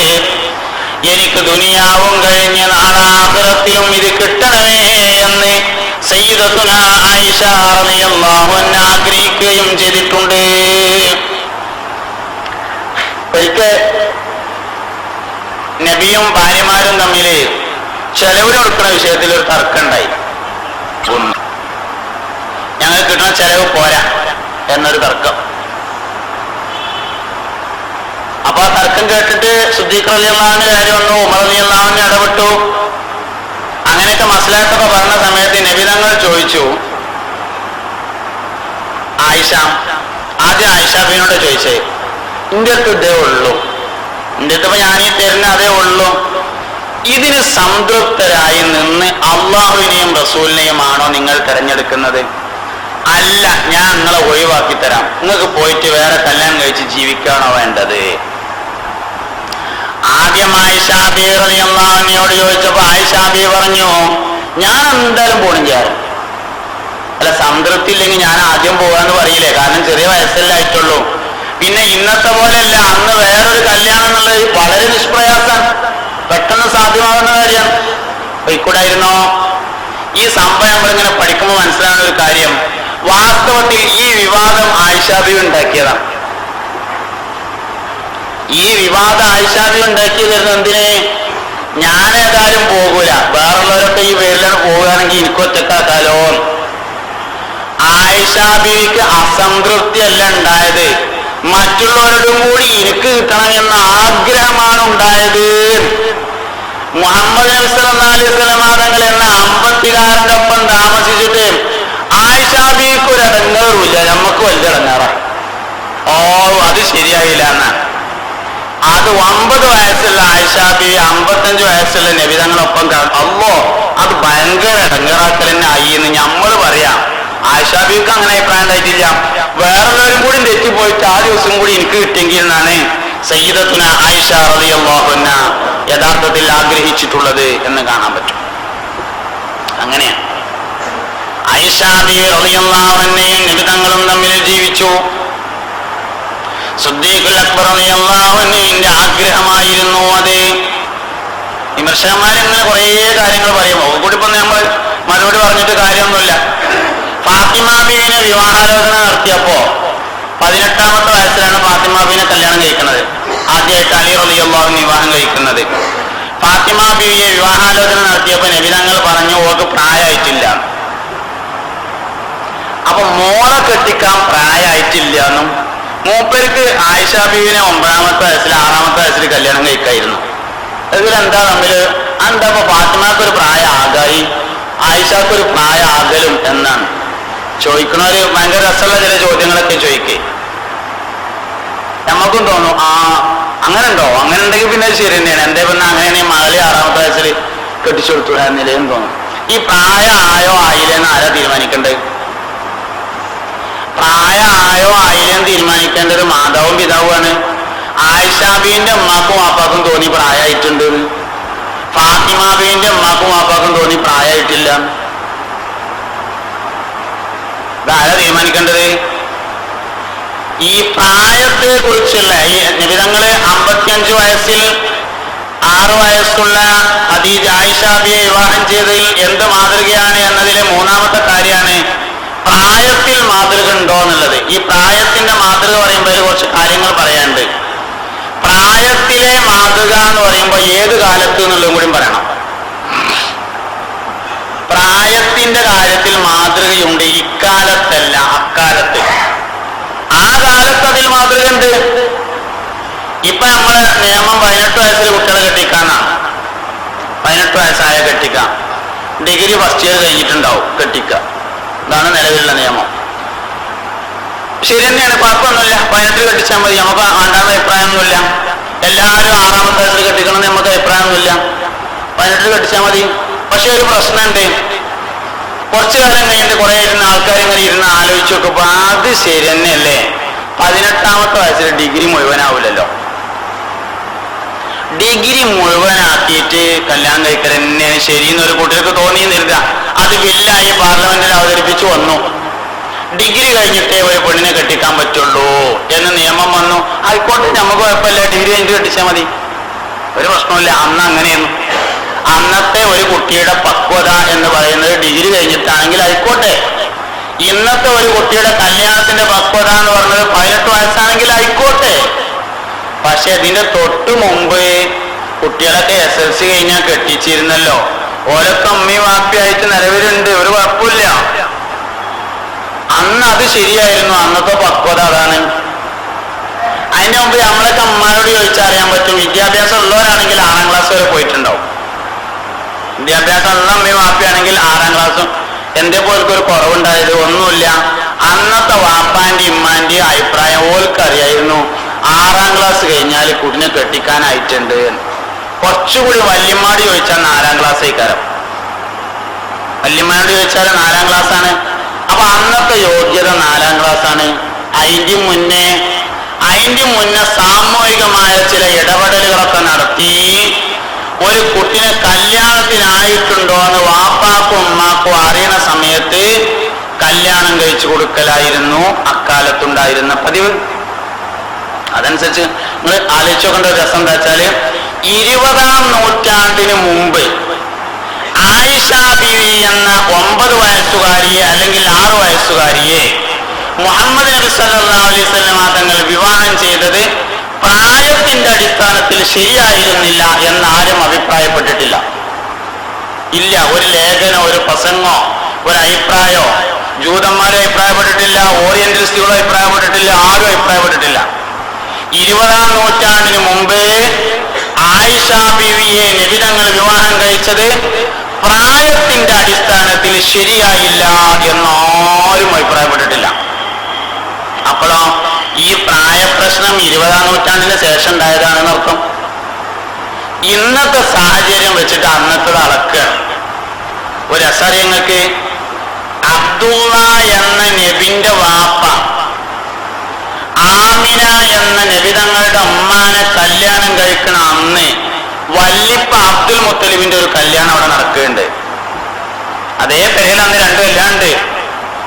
വല്ലിപ്പയായ അബ്ദുൽ മുത്തലിബിന്റെ കല്യാണം ഉണ്ടെന്ന് 12 വയസ്സുകാരിയാണ് പൊന്നുമണവാട്ടി, 90 വയസ്സാണ് അബ്ദുൽ മുത്തലിബിന്. അന്നത്തെ സാമൂഹിക ക്രമത്തിൽ അതൊരു പ്രശ്നമല്ല. അന്നത്തെ സാമൂഹിക ക്രമത്തിൽ അതൊരു പ്രശ്നമായിരുന്നില്ല, ഒരു കാലത്തും പ്രശ്നമല്ല. ബൈബിൾ പരിചയപ്പെടുത്തുന്ന ജോസഫ് വിവാഹം കഴിക്കുന്ന സമയത്ത് 90 വയസ്സും ഭാര്യക്ക് 12 വയസ്സുമായിരുന്നു. കുഴപ്പമില്ല. എല്ലാ കാലഘട്ടത്തിലും ആ കാലഘട്ടത്തിനനുസരിച്ചാണ്.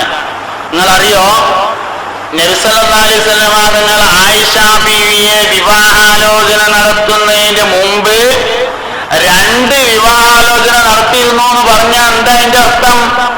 6-ലല്ല 5-ൽ തന്നെ കല്യാണം കഴിക്കുന്ന പതിവ് വന്നുണ്ട് എന്നാണ് അതിന്റെ അർത്ഥം. 6-ാം വയസ്സിലാണ് നബിതങ്ങൾ അന്വേഷിക്കുന്നത്. അതിന് മുമ്പ് 2 വിവാഹാലോചന നടന്നിട്ടുണ്ട്. 6-ലല്ല 5-ൽ തന്നെ വിവാഹാലോചന നടത്തുകയും നിക്കാഹ് നടത്തുകയും ചെയ്യുന്ന പതിവ് അക്കാലത്തുണ്ടായിരുന്നു എന്നതിൽ നിന്ന് മനസ്സിലാക്കാൻ വേണ്ടി പറ്റും. അപ്പൊ ഇതിൽ ഏറ്റവും പ്രധാനപ്പെട്ടത് ഭാര്യക്ക് സംതൃപ്തി കൊടുക്കാൻ പറ്റുക എന്നുള്ളത് തന്നെയാണ്. അത് നബി തങ്ങളെ കൊണ്ട് പറ്റിയിട്ടുണ്ട്. ആയിഷ ബീവി റളിയല്ലാഹു അൻഹ അതിൽ യാതൊരു പരാതി ഉണ്ടായിട്ടില്ല. അപ്പൊ പിന്നെ അന്നേ കാലം മുതൽ മുനാഫിക്കുകളും ഓറിയന്റലിസ്റ്റുകളും നടത്തുന്ന ഒരു ദുഷ്പ്രചരണമുണ്ട്. സംതൃപ്തി ഇല്ലാത്തതുകൊണ്ടല്ലേ ആയിഷ വേറൊരാളൊപ്പം പോയത് എന്നാണ്. അങ്ങനെ ഒരു ചോദ്യം ഉണ്ട്. അതൊരു കെട്ടുകഥയാണ് യഥാർത്ഥത്തിൽ. അതായത് നബി സല്ലല്ലാഹു അലൈഹി വസല്ലം തങ്ങൾ യുദ്ധത്തിന് വേണ്ടി പോകുന്ന സമയത്ത് ഭാര്യമാരെ കൊണ്ടുപോകും. ഒരിക്കൽ യുദ്ധത്തിന് പോയപ്പോൾ ആയിഷ ബീവി റളിയല്ലാഹു അൻഹയെ കൊണ്ടുപോയി. യുദ്ധം കഴിഞ്ഞ് മടങ്ങി വന്ന് വഴിയിൽ താമസിക്കുന്ന സ്ഥലത്ത് നിന്ന് ആയിഷ ബീവി റളിയല്ലാഹു അൻഹ വഴിയിൽ ഒറ്റപ്പെടുകയും മലമൂത്ര വിസർജനത്തിന് വേണ്ടി പോയി തിരിച്ചു വന്നപ്പോഴേക്ക് യാത്രാസംഘം പോയിരുന്നു. അവിടെ ഒറ്റപ്പെട്ടു. പിന്നണിയിൽ വരികയായിരുന്ന സഫ്വാൻ റളിയല്ലാഹു അൻഹു ആയിഷ ബീവിയെ കാണുകയും തന്റെ ഒട്ടകത്തെ മുട്ടുകുത്തിച്ച് ഒട്ടകക്കട്ടിയിൽ ആയിഷ ബീവിയെ കയറ്റിയിട്ട് ഒട്ടകത്തിന്റെ മൂക്കയർ പിടിച്ച് നടക്കുകയും ചെയ്തു. സഫ്വാൻ റളിയല്ലാഹു അൻഹു വളരെ സൂക്ഷ്മതയിലാണ് ആ കാര്യം കൈകാര്യം ചെയ്തത്. നമുക്കറിയാം, ഒട്ടകക്കട്ടിൽ എന്ന് പറഞ്ഞാൽ ഒട്ടകത്തിന്റെ മേലെ ഒരു തുണി ഇങ്ങനെ ഇട്ടിട്ട് 2 സൈഡിലും ഒരു കട്ടിലാണ്. ഈ സൈഡിലും ഒരാൾക്ക് ഇരിക്കാം, ആ സൈഡിലും ഒരാൾക്ക് ഇരിക്കാം. ആയിഷ ബീവി റളിയല്ലാഹു അൻഹ ഒട്ടകക്കട്ടിലിന്റെ ഒരു സൈഡിൽ കയറി. യഥാർത്ഥത്തിൽ സഫ്വാൻ റളിയല്ലാഹു അൻഹു ഒട്ടകക്കട്ടിലിന്റെ മറ്റേ കട്ടിലിൽ കയറാമായിരുന്നു. ആയിഷ ബീവി കയറി സ്ഥിതിക്ക് ഞാൻ ഇന്ന് ഈ വണ്ടിയിൽ കയറുന്നില്ല എന്ന് കരുതിയിട്ട് സഫ്വാൻ റളിയല്ലാഹു അൻഹു ഒട്ടകത്തിന്റെ കയറ് പിടിച്ച് നടക്കരുത്. അത്രത്തോളം സൂക്ഷ്മത ആ മനുഷ്യൻ കാണിച്ചിട്ടുണ്ട്. എന്നാലും മുനാഫിക്കുകൾ പറഞ്ഞു, ഒന്നുമില്ലാതപ്പോ അങ്ങനെ ഉണ്ടാവില്ല. ആയിഷ ബീവിക്ക് മുഹമ്മദിന്റെ ഒപ്പം താമസിച്ചിട്ട് അത്ര സംതൃപ്തി ഒന്നും ഉണ്ടായില്ല, പ്രായമായ ആളല്ലേ, അതുകൊണ്ട് സഫ്വാൻ എന്ന ചെറുപ്പക്കാരനെ കണ്ടപ്പോ ഒപ്പം കൂടിയതാണ് എന്ന്. ഈ പ്രായത്തിന്റെ കാര്യത്തിലുള്ള വിവാദം അന്നില്ല. നബി തങ്ങളുടെ 9 വിവാഹം 11 വിവാഹത്തെ കുറിച്ചുള്ള അഭിപ്രായ വ്യത്യാസം അന്നില്ല. പക്ഷെ ഈ വിവാദം അന്ന് തന്നെ ഉണ്ടാക്കിയിട്ടുണ്ട്. ഈ ആക്ഷേപം അന്ന് തന്നെ ഉണ്ടാക്കിയിട്ടുണ്ട്. മുനാഫിക്കുകൾ രംഗത്ത് വന്നു. ആയിഷ ബീവി റളിയല്ലാഹു അൻഹയെ കുറിച്ച് പുരാതി പറഞ്ഞു പരത്തി. നബി തങ്ങളുടെ ചെവിയിലും ഈ വിവരമെത്തി. എന്താണ് സംഭവിച്ചതെന്നറിയാതെ പുണ്യനബി സല്ലല്ലാഹു അലൈഹി വസല്ലം ജിബ്രീലിനെയും കാത്തിരുന്നു. ജിബ്രീൽ അലൈഹിസ്സലാം ദിവസങ്ങളോളം വന്നില്ല. 14 ദിവസമായിട്ടാണ് ജിബ്രീൽ അലൈഹിസ്സലാം വന്നത്. ജിബ്രീൽ വരാതിരുന്ന അത്രയും കാലം നബി സല്ലല്ലാഹു അലൈഹി വസല്ലമ തങ്ങൾ ആയിഷ ബീവിയുടെ അടുക്കൽ പോയില്ല. ജിബ്രീൽ വരട്ടെ എന്ന് കരുതി. ആയിഷ ബീവി റളിയല്ലാഹു അൻഹ പറയുകയാണ്, എനിക്കൊരു വളർത്തുപൂച്ചയുണ്ടായിരുന്നു. ഞാൻ തന്നെ ഭക്ഷണം കൊടുക്കുന്ന, വെള്ളം കൊടുക്കുന്ന, ചിലപ്പോഴെല്ലാം എന്റെ ബെഡിൽ കയറി എന്നോടൊപ്പം കിടന്നുറങ്ങുന്ന ഒരു പൂച്ചയുണ്ടായിരുന്നു. അല്ലാഹുവിന്റെ റസൂൽ എന്നോട് മിണ്ടാതിരുന്ന അത്രയും സമയം എന്റെ പൂച്ച എന്റെ അടുക്കൽ വന്നില്ല എന്ന് സയ്യിദത്തുന ആയിഷ. വളർത്തുപൂച്ച പോലും അടുത്തു വരാതെ ആയിഷ ബീവിയെ പ്രതിസന്ധിയിലാക്കുന്ന സംഭവം മക്കാലത്തുണ്ടായി. അവസാനം ജിബ്രീൽ അലൈഹിസ്സലാം വരികയും ആയിഷ ബീവി റളിയല്ലാഹു അൻഹ ഇതിന് നിരപരാധിയാണെന്നറിയിക്കുന്ന ആയത്തിറങ്ങുകയും സൂറത്തുൻ നൂറിന്റെ ആദ്യ ഭാഗം ഇറങ്ങിയപ്പോ നബി സല്ലല്ലാഹു അലൈഹി വസല്ലമ തങ്ങൾ ആയിഷ ബീവിയുടെ അടുക്കൽ ചെല്ലുകയും ചെയ്തു.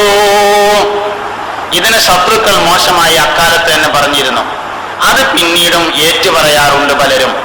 അതൊരു ആക്ഷേപമാണ്, ഒരു സംഭവമല്ല, ഒരു ചരിത്രമല്ല, ഒരു സംഭവമല്ല, ഒരു ആരോപണമാണ്. ആർക്ക് ആരെ പറ്റി എന്ത് ആരോപണം നടത്താം, ഒരു കുഴപ്പമില്ലല്ലോ. ആർക്ക് ആരെ പറ്റി എന്ത് ആരോപണവും നടത്താവുന്നതാണ്. അങ്ങനെ ആയിഷ ബീവി റളിയല്ലാഹു അൻഹയെ കുറിച്ച് നടത്തിയ ഒരു ആരോപണം മാത്രമായിരുന്നു യഥാർത്ഥത്തിൽ അത്. വസ്തുതകൾക്ക് അതൊരിക്കലും നിരക്കുമായിരുന്നില്ല എന്നാണ് നമ്മൾ മനസ്സിലാക്കേണ്ടത്. വളരെ സംതൃപ്തിയോടുകൂടി ഹബീബുനാ റസൂലുള്ളാഹി സ്വല്ലല്ലാഹു അലൈഹി വസല്ലമയും ആയിഷ ബീവി റളിയല്ലാഹു അൻഹയും തമ്മിലുള്ള ജീവിതം മുന്നോട്ട് പോയി. നബിയും ആയിഷ ബീവിയും തമ്മിലുള്ള ജീവിതം ഒരു സാധാരണ ജീവിതമല്ലാന്ന് മറ്റു ഭാര്യമാർക്കറിയാമായിരുന്നു. അവർക്ക് അനുവദിക്കപ്പെട്ട ദിവസം നബി തങ്ങളോട്, നബിയെ നിങ്ങൾ ആയിഷാന്റെ അടുത്തേക്ക് പോയിക്കോളി എന്ന് പറയാറുണ്ടായിരുന്നു എന്നാണ് ചരിത്രത്തിൽ കാണാവുന്നത്. അള്ളാഹുവിന്റെ റസൂലിന്റെ ജീവിതത്തിൽ നബി തങ്ങളെ വിവാഹം കഴിച്ച ഏക കന്യകയാണ് സയ്യിദത്തുന ആയിഷത്തു സിദ്ദീഖ റളിയല്ലാഹു അൻഹ. ഏക കന്യകയാണ്. ആയിഷ ബീവി വിവാഹം കഴിഞ്ഞതിന് ശേഷം നബി സല്ലല്ലാഹു അലൈഹി വസല്ലമ തങ്ങൾ വിവാഹം ചെയ്തതാണ് സൗദ ബീവി റളിയല്ലാഹു അൻഹയെ.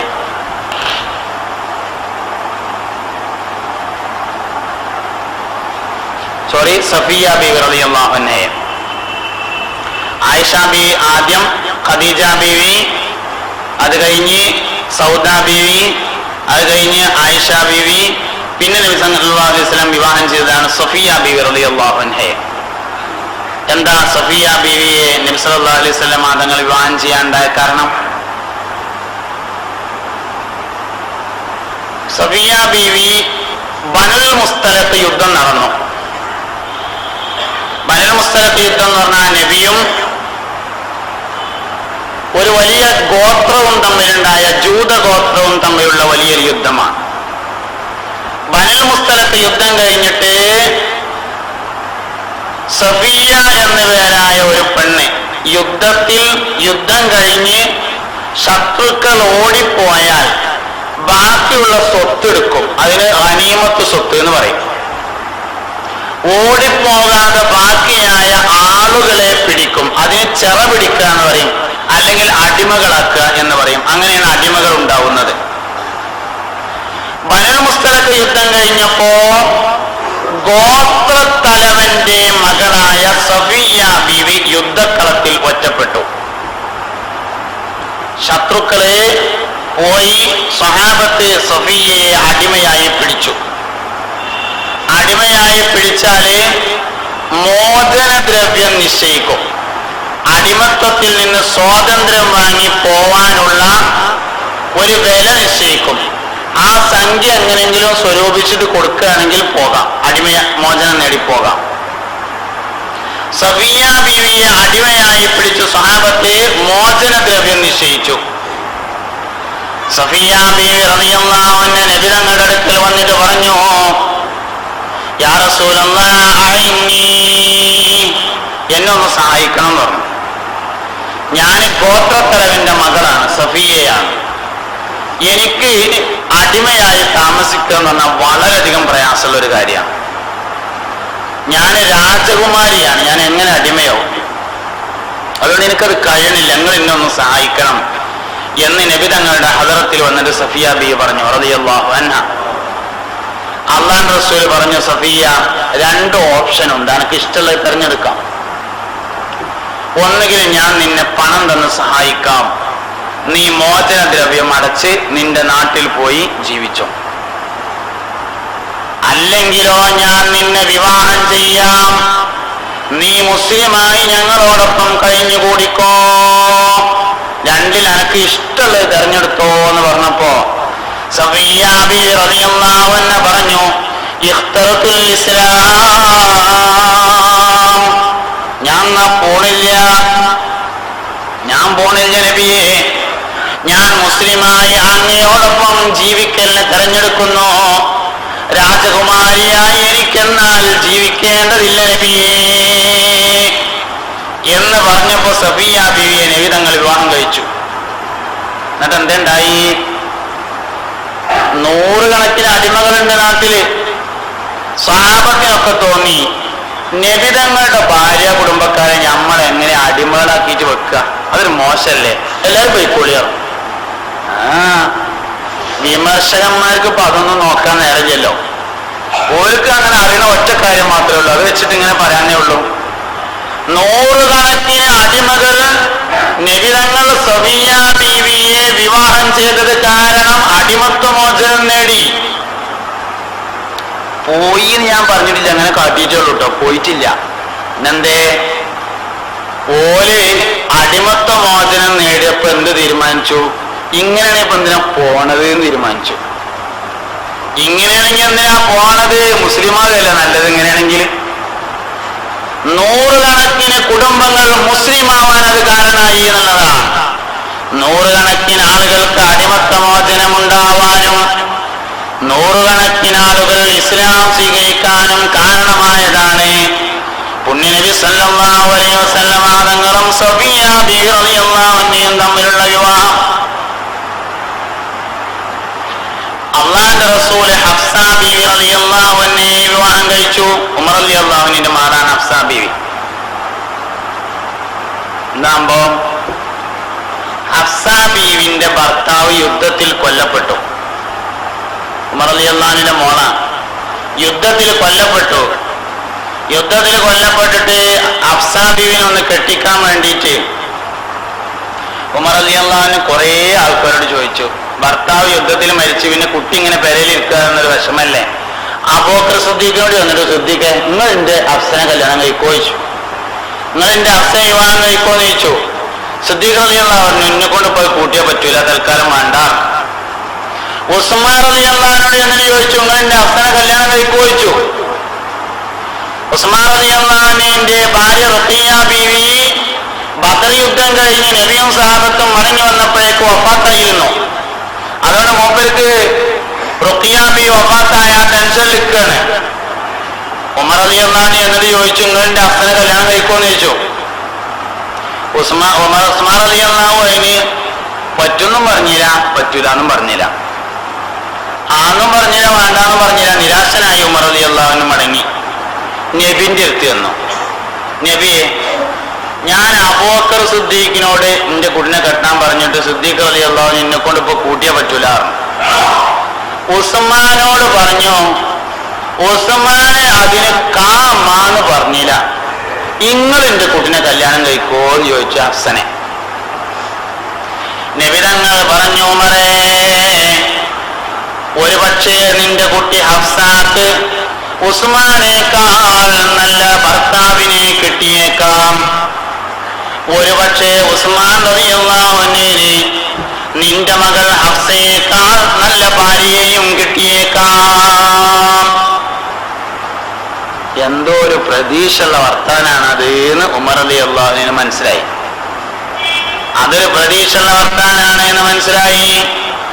ഉമർ റളിയല്ലാഹു അൻഹു അതിന്റെ പിന്നാലെ തന്നെ കൂടി, അയിമ തന്നെ കൂടി.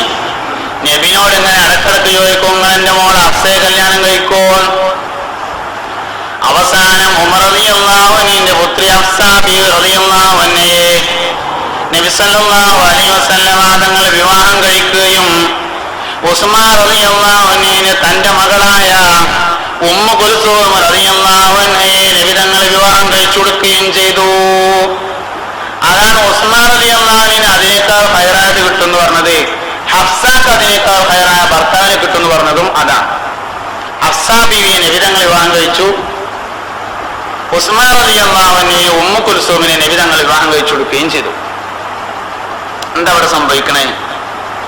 ഇവിടെ ശ്രദ്ധിക്കുക. നിങ്ങൾ ശ്രദ്ധ പോകണ്ടോന്നാവോ? ഇല്ലല്ലോ. നല്ലോണം ശ്രദ്ധിച്ചിരുന്നാലേ സംഗതി കിട്ടുള്ളൂ. അല്ലെങ്കിൽ അവസാനം കഴിഞ്ഞു പോയതിന് ശേഷം ഇന്നാലും ഇപ്പോ ആ 9 ശരിയായില്ല എന്നേ പിന്നെയും തോന്നുള്ളൂ. അതുകൊണ്ട് നല്ലോണം ശ്രദ്ധിച്ച് ഇവിടെ തന്നെ ഇരിക്കുക. ഇവിടെ എന്താ സംഭവിക്കണത്? ഇവിടെ സംഭവിക്കുന്നത്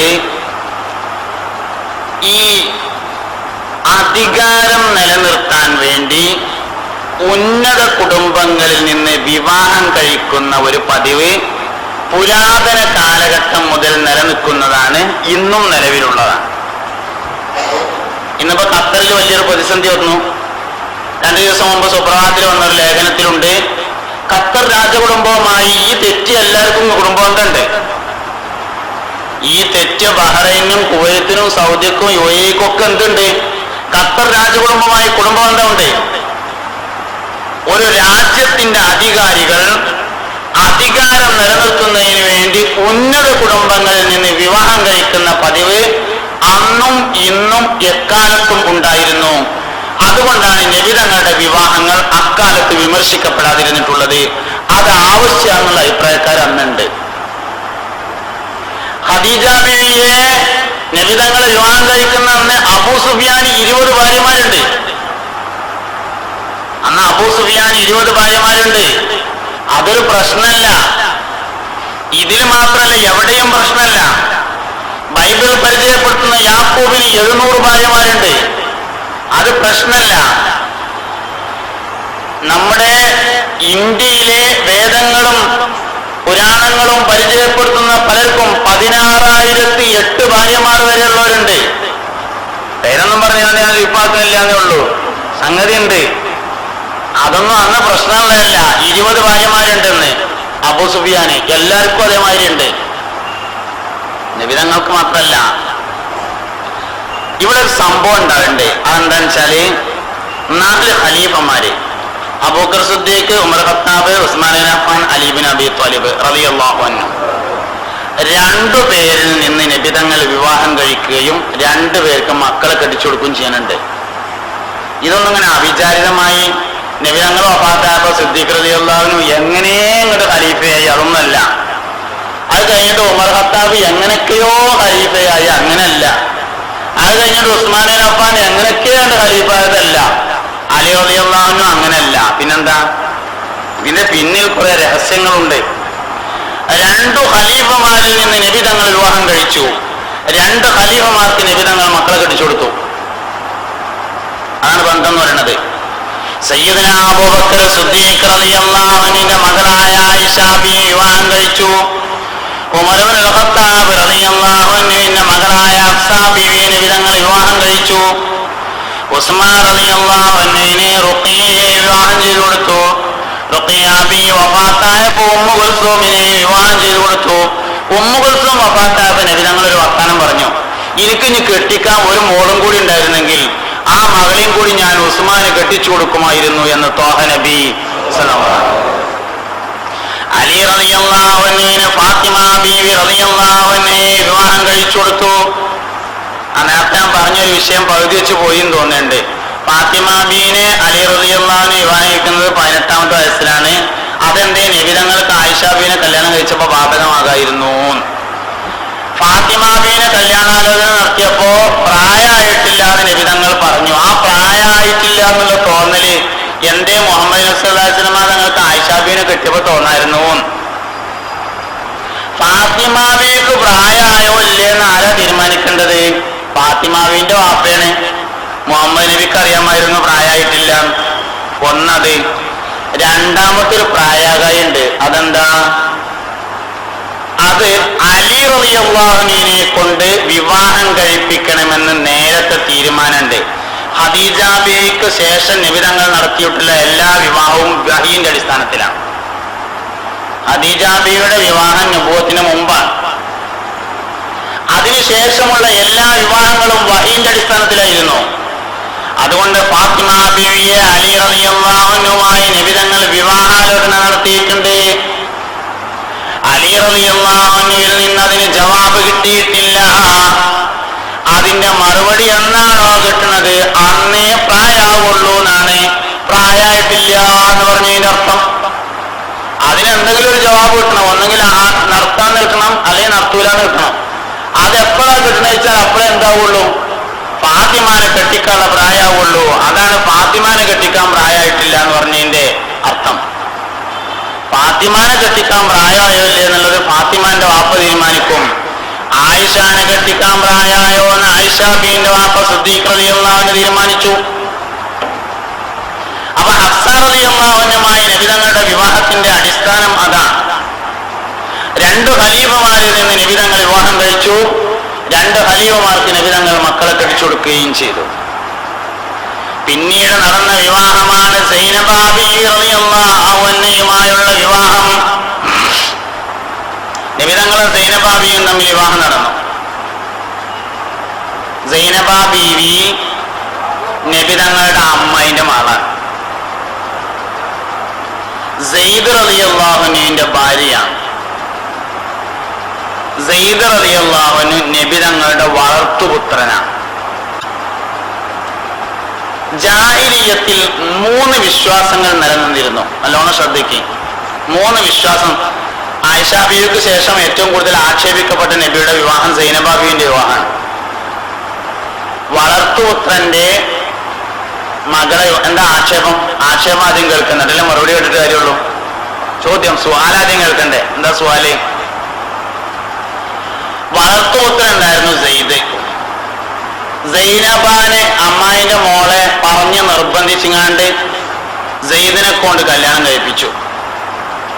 അങ്ങനെ ഒരു ദിവസം അമ്മായിന്റെ അടുത്ത് വിരുന്നു പോയപ്പോ കാലുമെന്ന് തുണി ഇങ്ങനെ പോയി. അപ്പൊ സൈനബാന്റെ സൗന്ദര്യം മുഹമ്മദ് മനസ്സിലാക്കി സല്ലല്ലാഹു അലൈഹി വസല്ലം.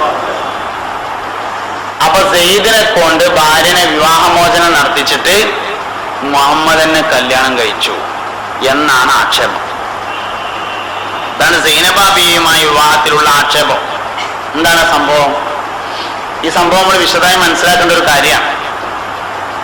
സെയ്ദ് 3 വിശ്വാസങ്ങൾ അന്ന് നിലവിലുണ്ട്. 1, സ്വന്തം മക്കളെ സ്വന്തം തെരഞ്ഞെടുക്കുന്ന വിശ്വാസം. നല്ലൊരു ചെറുപ്പക്കാരൻ കുട്ടിനെ കണ്ടാൽ പോരണം എന്ന് പറഞ്ഞ് കൊണ്ടുപോയിട്ട് ഓന് ഭക്ഷണം കൊടുത്ത് ഇന്ന് മുതൽ എന്റെ കുട്ടിയാട്ടോ എന്ന് പറയാം. അങ്ങനെ മക്കളെ തെരഞ്ഞെടുക്കുക.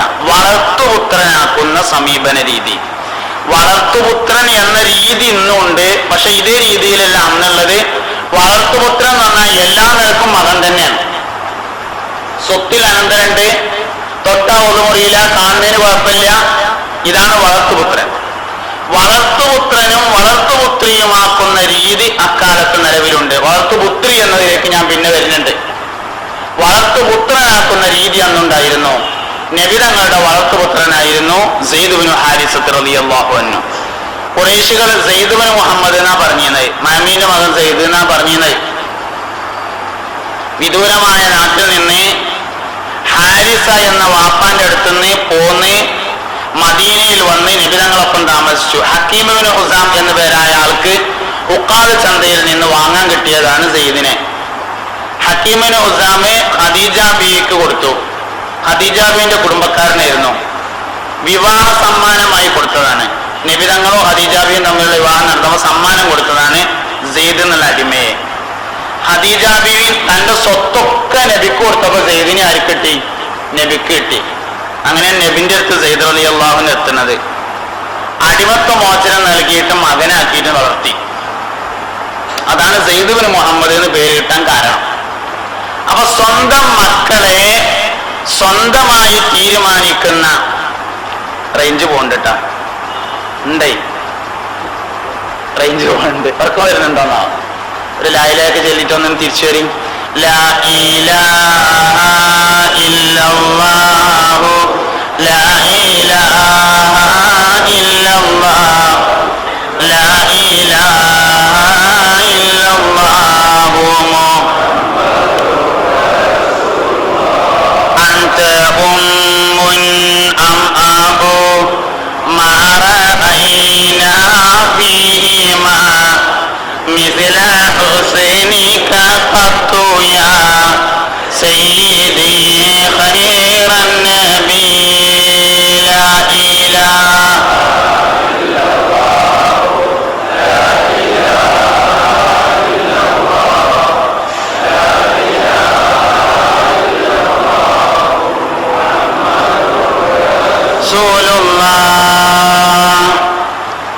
അപ്പൊ ഒന്ന് മക്കളെ സ്വന്തമായി തീരുമാനിക്കുന്ന ഒരു നിയമം ജാഹിലിയത്തിൽ നിലവിലുണ്ട്. രണ്ടാമതൊരു നിയമമുണ്ട് മാതാപിതാക്കളെ തീരുമാനിക്കുന്ന നിയമം. ഇന്റെ വാപ്പാനെ ഞാൻ തീരുമാനിക്കാം, ഇന്ന് മുതൽ 22/7/2017 മുതൽ ഇന്റെ വാപ്പ നിങ്ങളാകുന്നു. പിന്നെ ആദ്യത്തെ വാപ്പാക്കൊരു ഒന്നുമില്ല, പിന്നെ വരാൻ വാപ്പ. അങ്ങനെ വാപ്പാനെ തീരുമാനിക്കാം. ഉമ്മാനെ തീരുമാനിക്കും. ഉമ്മാനെ തീരുമാനിക്കൽ എങ്ങനെ? ഉമ്മാനെ തീരുമാനിക്കല് ഭാര്യയും ഭർത്താവും തമ്മിൽ വലിയൊരു യോജിച്ചു പോണില്ല. എന്നാൽ അന്തിക വഹിരി ഉമ്മി എന്ന് പറയും, ജിന്റെ ഉമ്മാനെ പോലെയാണ് എന്ന് പറയും. അന്ന് മുതൽ ഓളോ അവന്റെ ഉമ്മയായി. പിന്നെ കല്യാണം കഴിക്കാൻ പാടില്ലല്ലോ, പിന്നെ കെട്ടാൻ പാടില്ല. പിന്നെ ഭാര്യയും ഭർത്താവായിട്ട് കഴിഞ്ഞുവിടാൻ പറ്റൂല. ചെലവിനൊക്കെ കൊടുക്കും, വേറെ താമസിക്കുക, ഉമ്മയായിട്ട് താമസിക്കുക. ഇങ്ങനെ ഒരു പതിവ് വാപ്പാനെയും ഉമ്മാനെയും തീരുമാനിക്കുന്ന ഒരു പതിവുണ്ട്, മക്കൾ തീരുമാനിക്കുന്ന ഒരു പതിവുണ്ട്. മൂന്നാമത്തെ ഒരു വിശ്വാസമുണ്ട്, വളർത്തുപുത്രന്മാര് സ്വന്തം മക്കളായതുകൊണ്ട് അവർ വിവാഹം ചെയ്ത ഭാര്യയെ വാപ്പാക്ക് പിന്നീട് വിവാഹം ചെയ്യാൻ പാടില്ല എന്ന നിയമവും ജാഹിലിയത്തിൽ ഉണ്ട്. ഈ മൂന്ന് നിയമത്തെ ഇസ്ലാം തകർക്കുക. അതിനുവേണ്ടിയാണ് ഈ ഒരൊറ്റ സംഭവം. പുരാതന കാലം മുതൽ നടന്നു വരുന്ന ഒരു സംഭവത്തെ തകർക്കണമെങ്കിൽ ജീവിതം കൊണ്ട് സാക്ഷ്യം വഹിക്കേണ്ടതുണ്ട്. അതിനാണ് നിബിധങ്ങൾ അതിന് സെറ്റാക്കുന്നത്. വെറുതെ ഒരു തത്വം പറഞ്ഞാൽ പോരല്ലോ, പ്രയോഗത്തിൽ കാണിക്കണ്ടേ. ഇസ്ലാമിന്റെ എല്ലാ തത്വങ്ങളും നിബിധങ്ങൾ പ്രയോഗത്തിൽ കാണിക്കുകയാണ് ചെയ്യുന്നത്. ആയിഷ ബിയോട് ചോദിച്ചു, എന്തായിരുന്നു നബിയുടെ സ്വഭാവം? കാന ഖുലുഖുൽ ഖുർആൻ, നബിതങ്ങളുടെ സ്വഭാവം ഖുർആനായിരുന്നു എന്ന് ആയിഷത്തു സിദ്ദീഖ റളിയല്ലാഹു അൻഹ പറഞ്ഞിട്ടുണ്ട്. അതുകൊണ്ട് മൂന്ന് നിയമങ്ങളെ ഇസ്ലാം തകർക്കുന്നുണ്ട്. ആ മൂന്ന് നിയമങ്ങളെ പ്രയോഗത്തിൽ കൊണ്ടുവരികയാണ് നബി സല്ലല്ലാഹു അലൈഹി വസല്ലമ തങ്ങളിലൂടെ ചെയ്യുന്നത്. സൈനബ ബിബി റളിയല്ലാഹു അൻഹ നബി സല്ലല്ലാഹു അലൈഹി വസല്ലമ തങ്ങളുടെ അമ്മായിയുടെ മകളാണെന്ന് പറഞ്ഞു. അമ്മായിന്റെ മോളെ സൗന്ദര്യം മനസ്സിലാക്കാന് 57 കൊല്ലം കാത്തിക്കേണ്ടി വന്നു എന്ന് ഒരാള് പറഞ്ഞാല് ഞമ്മക്കത് വിശ്വസിക്കാൻ പറ്റുമോ? നമ്മുടെ സംഭവം അതാണുള്ളത്. കാലമെന്ന് തുണി പോയപ്പോ സൗന്ദര്യം മനസ്സിലായി എന്ന് വിരുന്ന് എന്നപ്പോ. ഇന്നത്തെ മാതിരിയല്ല, അന്ന് വിരുന്ന് പോകൽ വളരെ കൂടുതലുണ്ട്. നബിതങ്ങൾ കുടുംബബന്ധം ചേർക്കുന്ന ആളാണെന്ന് ആയിഷ ബീവി സാക്ഷിയാണ്. പുണ്യനബി കുടുംബബന്ധം ചേർക്കുന്ന ആളാണെന്നുള്ളതിന് ഖദീജ ബിബി റളിയല്ലാഹു അൻഹ സാക്ഷിയാണ്. അതുകൊണ്ട് കുടുംബബന്ധം ചേർത്തിരുന്ന നബി തങ്ങൾ അമ്മായിന്റെ വരേക്ക് പോയില്ല എന്ന് തീരുമാനിക്കാൻ ഒരു വഴിയില്ല. സൗന്ദര്യം മനസ്സിലാക്കാൻ 57 കൊല്ലം കഴിയേണ്ടി വന്നു എന്നതും മനസ്സിലാക്കാൻ ബുദ്ധിമുട്ടാണ്. ഇനി രണ്ടാമത് സൗന്ദര്യമൊക്കെ മനസ്സിലായിരുന്നു എന്ന് വെക്കുക. എന്നാല് സൈനബ ബീവിയെ കന്യകയായിരിക്കെ നബിതങ്ങൾക്ക് ആവശ്യമുണ്ടായിട്ട് ചോദിച്ചാൽ കെട്ടിച്ചൊടുക്കാത്ത ഒരു സാഹചര്യം അന്ന് നിലവിലുണ്ടോ? നിലവിലിപ്പോ അത് ആലോചിക്കേണ്ട കാര്യമുള്ളൂ. ഇല്ലല്ലോ, 100 സമ്മതമല്ലോ അവർക്ക്. നബി സല്ലല്ലാഹു അലൈഹി വസല്ലം തങ്ങൾ സൈനബാനെ വിവാഹം ചെയ്യാൻ തയ്യാറുണ്ട് എന്ന് പറഞ്ഞാൽ 100 സമ്മതം. പക്ഷേ നബി സല്ലല്ലാഹു അലൈഹി വസല്ലം തങ്ങൾ അതിന് തയ്യാറായിട്ടില്ലെന്ന് മാത്രമല്ല, സൈനബ ബീവിയെ നിർബന്ധിച്ചാണ് വിവാഹം ചെയ്തത്. സയ്യിദ് റളിയല്ലാഹു അൻഹുവിനെ കൊണ്ട് നിർബന്ധിച്ച് ചെയ്യാൻ വേറൊരു കാരണമുണ്ട്. എന്താ കാരണം? ഉന്നത തറവാട്ടുകാരിയാണ് സൈനബ ബീവി. അതുകൊണ്ട് ഉന്നത തറവാട്ടിൽ തന്നെ ഭർത്താവ് വേണമെന്ന് ആഗ്രഹിച്ചിരുന്നു. ആ തറവാട് മഹിമെന്നും ഇവിടെ വേണ്ട എന്ന് തീരുമാനിക്കൽ ഏതിലുണ്ട്? സൈനബ ബീവിയെ സെയ്ദിന് വിവാഹം ചെയ്തു കൊടുക്കുന്നതിലുണ്ട്. സൈനബ ബീവിക്ക് അത് ഇഷ്ടമൊന്നുമല്ല, പക്ഷേ നബി തങ്ങൾ പറഞ്ഞതിന്റെ പേരിൽ മാത്രം അംഗീകരിച്ചു. അങ്ങനെയാണ് സൈനബയും സെയ്ദ് റളിയല്ലാഹു അൻഹും തമ്മിലുള്ള വിവാഹം നടക്കുന്നത്. മനസ്സോട് പൊരുത്തല്ല, നബി പറഞ്ഞതിന്റെ പേരിൽ മാത്രം അംഗീകരിച്ച് നടക്കുന്ന വിവാഹം നടന്നു. നബി സല്ലല്ലാഹു അലൈഹി വസല്ലം തങ്ങൾക്ക് സൈനബ ബീവി റളിയല്ലാഹു അൻഹയെ ആഗ്രഹമുണ്ടായിരുന്നുവെങ്കിൽ ആദ്യം ഒരു അടിമനെ കൊണ്ട് കെട്ടിച്ചിട്ട് പിന്നെ അടിമനെ ഒഴിവാക്കിച്ചിട്ട് പിന്നെ നബി തങ്ങൾക്ക് വിവാഹം ചെയ്യേണ്ട വല്ല ആവശ്യമുണ്ടോ?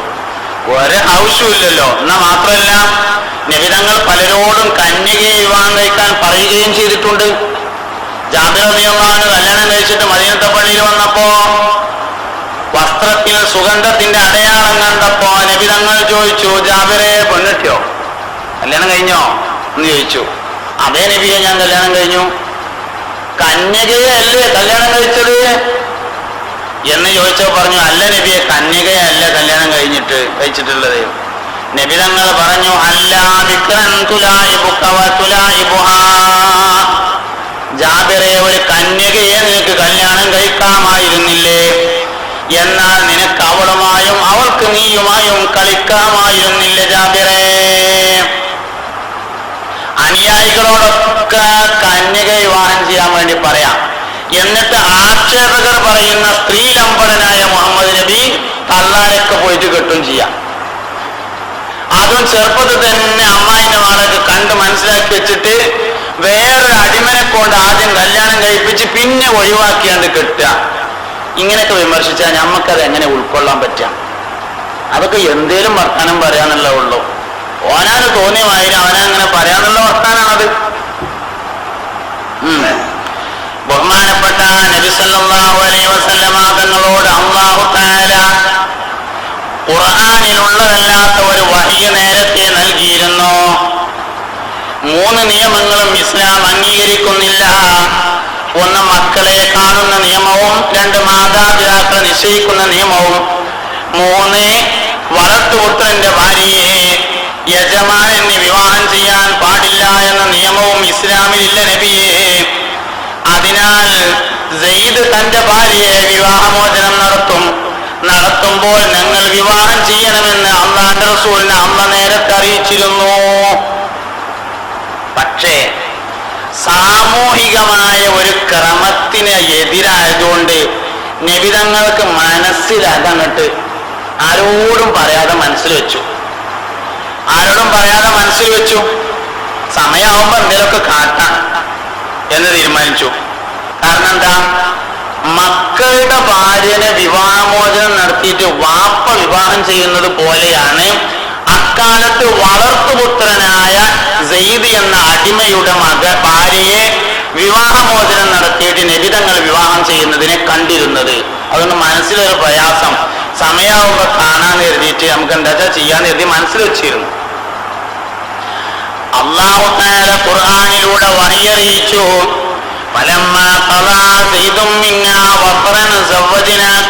തുടങ്ങിയ ആയത്തുകൾ ഇറങ്ങി.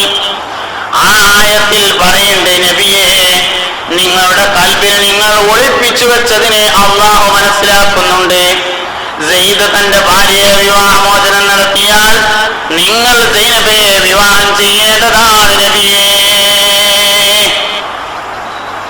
അവിടെ വിമർശകന്മാരെന്ത് ചോദിച്ചാൽ ചെറിയൊരു കള്ളക്കളി നടത്തി. എന്താ കള്ളക്കളി? നബിയെ, നിങ്ങളുടെ കൽബിൽ ഒളിപ്പിച്ചു വെച്ചതിനെ അള്ളാഹു അറിയുന്നുണ്ട്, അള്ളാഹ് പരസ്യമാക്കാൻ പോവുകയാണ്. എന്താ സംഭവം? നേരത്തെ സെയ്ദ് സൈനബയെ വിവാഹമോചനം നടത്തുമെന്നും അപ്പോൾ നിങ്ങൾ വിവാഹം ചെയ്യേണ്ടി വരുമെന്നും വളർത്തുപുത്രന്റെ ഭാര്യയെ വിവാഹം ചെയ്യാൻ പാടില്ലെന്ന നിയമം ജാഹിലിയ്യത്താണ്, അത് ഇസ്ലാം തകർക്കുമെന്നും നബിതങ്ങളെ നേരത്തെ അള്ളാഹു അറിയിച്ചിരുന്ന വഹീനെ നബിതങ്ങൾ ആരോടും പറഞ്ഞിട്ടുണ്ടായിരുന്നില്ല. അതിതാ ഖുർആൻ പരസ്യമാക്കാൻ പോകുകയാണ് എന്നാണ് ആയത്തിലുള്ളത്. വിമർശകന്മാരെന്ത് ചെയ്തു? അത് പണ്ട് കാലുമെന്ന് തുണി വാങ്ങപ്പോ കണ്ടേക്കിന് മുഹമ്മദിന്റെ കൽബിൽ ഉണ്ടായിരുന്നു സൈനബാനെ കിട്ടിയ തിരക്കടില്ലാന്ന്. പക്ഷെ അള്ളാഹ് അതാണ് പരസ്യമാക്കാൻ പോവുകയാണ് എന്നാണ് ഈ ആയത്തിന്റെ മായന എന്ന് വിമർശകന്മാർ അർത്ഥം പറഞ്ഞു. അങ്ങനെ പുണ്യനബി സല്ലല്ലാഹു അലൈഹി വസല്ലമയെ അവർ ആക്ഷേപിച്ചു. വാസ്തവത്തിൽ സൈനബ ബീവി റളിയല്ലാഹു അൻഹയെ നബി സല്ലല്ലാഹു അലൈഹി വസല്ലമ തങ്ങൾ വിവാഹം ചെയ്യുന്നതിലൂടെ സംഭവിച്ചിട്ടുള്ളത് ഈ കാര്യമാണ് എന്ന് മനസ്സിലാക്കാൻ വേണ്ടി നമുക്ക് പറ്റും. ഉമ്മു സലമ ബീവി റളിയല്ലാഹു അൻഹയെ നബി തങ്ങൾ വിവാഹം കഴിച്ചു. ഉമ്മു സലമ ബീവി ആരാ? ഉമ്മു സലമ ബീവി അബൂ സുഫിയാന്റെ ഭാര്യ മകളാണ്.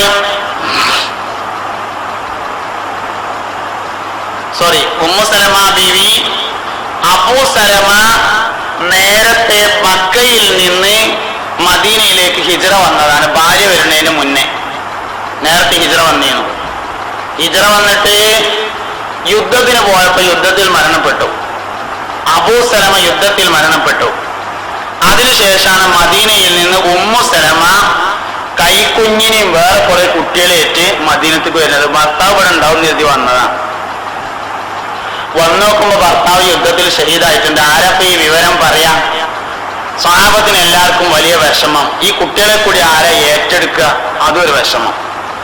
സ്വഹാബത്തിന് എന്ത് പ്രതിസന്ധി വന്നാലും ഏറ്റെടുക്കാറുണ്ടായിരുന്നത് നബി സല്ലല്ലാഹു അലൈഹി വസല്ലമയാണ്. നിങ്ങളിൽ നിന്ന് ആരെങ്കിലും മരണപ്പെടുമ്പോ നിങ്ങളുടെ സ്വത്ത് ബാക്കിയുണ്ടെങ്കിൽ അത് നിങ്ങൾ ഓഹരി ചെയ്തെടുക്കണം. നിങ്ങളിൽ നിന്ന് ആരെങ്കിലും മരണപ്പെടുമ്പോ കടം ബാക്കിയാണെങ്കിൽ നിങ്ങൾ അത് എന്നോട് ചോദിക്കണേ എന്ന് ഹബീബുനാ റസൂലുള്ളാഹി. നിങ്ങളിൽ ഒരാൾ മരിക്കുമ്പോ സ്വത്ത് ബാക്കിയാണെങ്കിൽ എന്നോട് ഓരക്കുമെന്ന് വിവരം പറയുകൊണ്ടോന്നല്ല, പിന്നെ അത് നിങ്ങൾ ഓരച്ചെടുത്തോളി ആരാച്ച. കടം ബാക്കി വെച്ചിട്ട് ഒരാൾ മരണപ്പെടുകയാണെങ്കിൽ നിങ്ങൾ എന്നോട് പറയണത് നിങ്ങളുടെ കടം വീട്ടാൻ നിങ്ങളിൽ ആരെക്കാളും ബന്ധപ്പെട്ടവൻ ഞാനാകുന്നു എന്ന് ത്വാഹ നബി സല്ലല്ലാഹു അലൈഹി വസല്ലം. സ്വഹാബത്തിന്റെ എല്ലാ കാര്യവും നബി തങ്ങൾ അങ്ങനെ ഏറ്റെടുക്കാറുണ്ടായിരുന്നു. ഉമ്മു സലമ ബീവി റളിയല്ലാഹു അൻഹാ മക്കയിൽ നിന്ന് മദീനയിൽ വന്നപ്പോ ഭർത്താവ് മരണപ്പെട്ടിരിക്കുന്നു. ഏറ്റെടുക്കാനാരുമില്ല.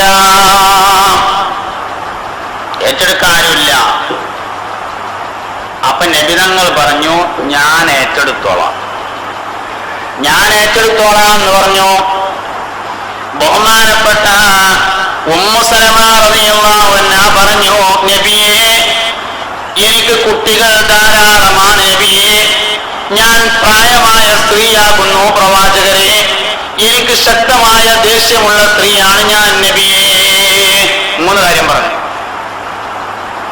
ഒന്ന്, എനിക്ക് വയസ്സ് കൂടുതലാണ് എന്ന് പറഞ്ഞാൽ വിമർശകൻ പറഞ്ഞ പരിപാടിക്ക് പറ്റിയതല്ല. എനിക്ക് വയസ്സ് കൂടുതലാണ്. 36 പറഞ്ഞിട്ടുണ്ട്. ഉമ്മു സലമ ബീവി എന്നെ പറയാണ് എനിക്ക് പ്രായം കൂടുതലാണ്. 2, എനിക്ക് മക്കൾ കൂടുതലാണ് നബിയേ. 3-ാമതായി എനിക്ക് ദേഷ്യം കൂടുതലാണ് നബിയേ. നിങ്ങൾ കല്യാണം കഴിച്ചാൽ നിങ്ങളും കൂടിയും കുടുംബൂലേ, ഞാൻ അങ്ങോട്ട് തന്നെ പോയിക്കോളാം. നബി തങ്ങൾ പറഞ്ഞു, പോണ്ട, നിനക്ക് പ്രായം കൂടുതലാണ് എന്നത് എനിക്ക് പ്രശ്നമല്ല. പ്രായം കുറയേണ്ട ആവശ്യത്തിനല്ല ഞാൻ കല്യാണം കഴിക്കണമെന്ന് അർത്ഥം. നിനക്ക് പ്രായം കൂടുതലാണ് എന്നതിന് എനിക്ക് പ്രശ്നമല്ല.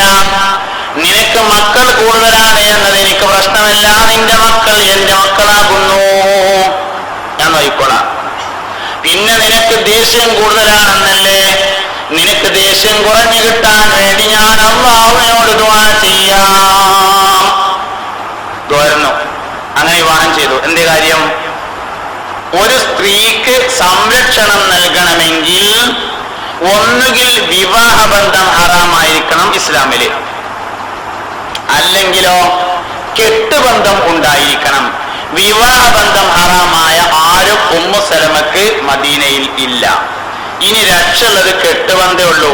ഈ കുട്ടികളെ കൂടി ആരെ മുഹമ്മദ് നബി അല്ലാതെ വേറൊരു മനുഷ്യൻ ഏറ്റെടുക്കുവോ? മുഹമ്മദ് സല്ലല്ലാഹു അലൈഹി വസല്ലം തങ്ങളല്ലാതെ വേറെ ആരും കുട്ടികളെ കൂടി ഏറ്റെടുക്കൂല. നബി തങ്ങൾ പറഞ്ഞു, ഞാൻ ഏറ്റെടുത്തോളാം, ഞാൻ ഏറ്റെടുക്കാം. ഉമ്മു സലമ ബീവി റളിയല്ലാഹു അൻഹയെ നബി തങ്ങൾ വിവാഹം ചെയ്തു. ഉമ്മു ഹബീബ ബീവി റളിയല്ലാഹു അൻഹയെ നബി തങ്ങൾ വിവാഹം കഴിച്ചു. ഉമ്മു ഹബീബ ബീവി റളിയല്ലാഹു അൻഹ അബൂ സുഫിയാന്റെ ഭാര്യ മകളാണ്. നേരത്തെ ഭാര്യയും ഭർത്താവും കൂടി ഇസ്ലാം മതം സ്വീകരിച്ചു. ഉമ്മു ഹബീബ ബീവിയാണ് റംല ബീവി എന്ന പേരിൽ അറിയപ്പെടുന്നത്. നേരത്തെ ഭാര്യയും ഭർത്താവും ഇസ്ലാം സ്വീകരിച്ചിട്ട് മക്കത്ത് നിൽക്കാൻ കോലമില്ലാത്തതുകൊണ്ട് എത്യോപ്യയിലേക്ക് ഹിജറ പോയി. നജാഷി രാജാവിന്റെ നാട്ടിലേക്ക് ഹിജറ പോയി. എത്യോപ്യയിൽ ചെന്ന് നോക്കുമ്പോ അവിടെ നിറയെ കള്ളുടിയന്മാരാണ്. അപ്പോ ഉമ്മു ഹബീബാന്റെ ഭർത്താവ് നേരത്തെ കള്ളുടിയനായിരുന്നു മുസ്ലിം ആകുന്നതിന്റെ മുമ്പ്. അപ്പോ ഈ കള്ളുടിന്റെ ആ സാഹചര്യമൊക്കെ ഇങ്ങനെ കണ്ടപ്പോ, അതിന്റെ ആ നീക്കുപോക്കൊക്കെ ഇങ്ങനെ കണ്ടപ്പോ മൂപ്പർക്ക് അതിനോട് ചെറിയൊരു ആഗ്രഹം. അങ്ങനെയല്ലോ ഈ പിന്നെ ചായ കുടിക്കുന്ന ആൾക്കാര് എവിടെ ചെന്നാലും ചായപ്പീടിക വേഗം കാണും. ഇങ്ങനെയാണ്. ബീഡി വലിക്കുന്ന ആൾക്കാര് എവിടെ ചെന്നാലും ബീഡി വലിക്കാൻ പറ്റിയ സ്ഥലം വേഗം കണ്ടുപിടിക്കും. അങ്ങനെയാണ്. കള്ളുടിയന്മാർ എവിടെ ചെന്നാലും കള്ള് ഷാപ്പ് വേഗം കണ്ടുപിടിക്കും. അങ്ങനെ മൂപ്പർക്ക് ഇതിന്റെ വാസനയൊക്കെ കൂടി ഇങ്ങനെ വന്നു നോക്കുമ്പോ തിരക്കടില്ലാന്ന് തോന്നിയപ്പോ ഉമ്മ ഹബീബാട് പറഞ്ഞു, ക്രിസ്തു മതം തന്നെ കേട്ടോ നല്ല മതം എന്ന് പറഞ്ഞു. എന്ത് പറഞ്ഞു? ക്രിസ്തു മതം തന്നെയാണ് നല്ല മതം കേട്ടോ എന്ന് പറഞ്ഞു. എന്ത് വർത്താന മനുഷ്യങ്ങളീ പറഞ്ഞത്, ഇടങ്ങറല്ല റബ്ബേ ഈ ചങ്ങായിനെ കൊണ്ട്, എന്തെങ്ങളീ പറഞ്ഞത്, മുർത്തദ്ദായി പോലെ ഇസ്ലാമിന് പുറത്തു പോലെന്ന് വെച്ചു. അതൊന്നും കുഴപ്പമില്ല, ക്രിസ്തു മതമാണ് നല്ലതെന്ന് എനിക്ക് ഇവിടെ വന്നപ്പോ മനസ്സിലാകുന്നുണ്ട് പറഞ്ഞു. കുരിശ് ധരിച്ചു. ഉമ്മു സലമയുടെ ഭർത്താവ് ക്രിസ്തു മതത്തിൽ ചേർന്ന് കള്ളുടനായി. എത്യോപ്യയിൽ ഉമ്മു ഹബീബ റളിയല്ലാഹു അൻഹ ഒറ്റപ്പെട്ടു. എന്ത് ചെയ്യണമെന്നറിയാതെ വിഷമിച്ചു. ആരുമില്ല, എവിടുക്കാ പോകുക, പൈസയില്ല, ഒന്നുമില്ല. വിഷമം അറിഞ്ഞ ത്വാഹ നബി സല്ലല്ലാഹു അലൈഹി വസല്ലമ തങ്ങൾ നജാഷി രാജാവിനെ വിവരമറിയിച്ചു. മദീനയിൽ നിന്ന് ഞാൻ എന്റെ വക്കാലത്തുമായി ഒരാളെ അങ്ങോട്ട് അയക്കുന്നുണ്ട്. അബൂ സുഫിയാൻ എന്ന ഖുറൈശി പ്രമാണിയുടെ മകൾ ഉമ്മു ഹബീബ എത്യോപ്യയിൽ ഒറ്റപ്പെട്ടിട്ടുണ്ട് നിങ്ങളുടെ നാട്ടിൽ. ഞാൻ അവളെ വിവാഹം ചെയ്യാൻ ആഗ്രഹിക്കുന്നുണ്ട്. അതുകൊണ്ട് എന്റെ വക്കാലത്തുമായി മദീനയിൽ നിന്നൊരാൾ വരും. എനിക്ക് വേണ്ടി നിങ്ങൾ അവളെ വിവാഹം ചെയ്തു കൊടുക്കണം എന്ന് പറഞ്ഞയച്ചു. മദീനയിൽ നിന്ന് നബി തങ്ങളുടെ വക്കാലത്തുമായി ഒരു സ്വഹാബി വര്യൻ എത്യോപ്യയിൽ പോയി. നജാഷി രാജാവിനെ കണ്ടു. 400 സ്വർണ്ണ നാണയങ്ങൾ സമ്മാനമായി നജാഷി രാജാവ് നിശ്ചയിക്കുകയും അത് മഹറായി കൊണ്ട് പറഞ്ഞുകൊണ്ട് നബി തങ്ങൾക്ക് വേണ്ടി അവിടെ വെച്ച് നജാഷി രാജാവിന്റെ കാർമ്മികത്വത്തിൽ ഉമ്മു ഹബീബ റളിയല്ലാഹു അൻഹയെ വിവാഹം കഴിക്കുകയും ചെയ്തു. 61 വയസ്സാണെന്ന്. 61 വയസ്സാണ്. വിമർശകൻ ഭരണ വിഷയത്തിനല്ല എന്നർത്ഥം. എത്യോപ്യയിൽ നിന്ന് ഉമ്മു ഹബീബ റളിയല്ലാഹു അൻഹയെ നബി തങ്ങൾ വിവാഹം കഴിച്ചിട്ട് 6ാമത്തെ കൊല്ലമാണ് മദീനയിൽ വെച്ച് അവർ കണ്ടുമുട്ടുന്നത്. 6 കൊല്ലം കഴിഞ്ഞിട്ടാണ് അവർ കണ്ടുമുട്ടുന്നത്. വിമർശകന്മാര് പറഞ്ഞ ആവശ്യത്തിനാണെങ്കിൽ ഫ്ലൈറ്റിന് ടിക്കറ്റ് എടുത്താണ് പോകൂലേ?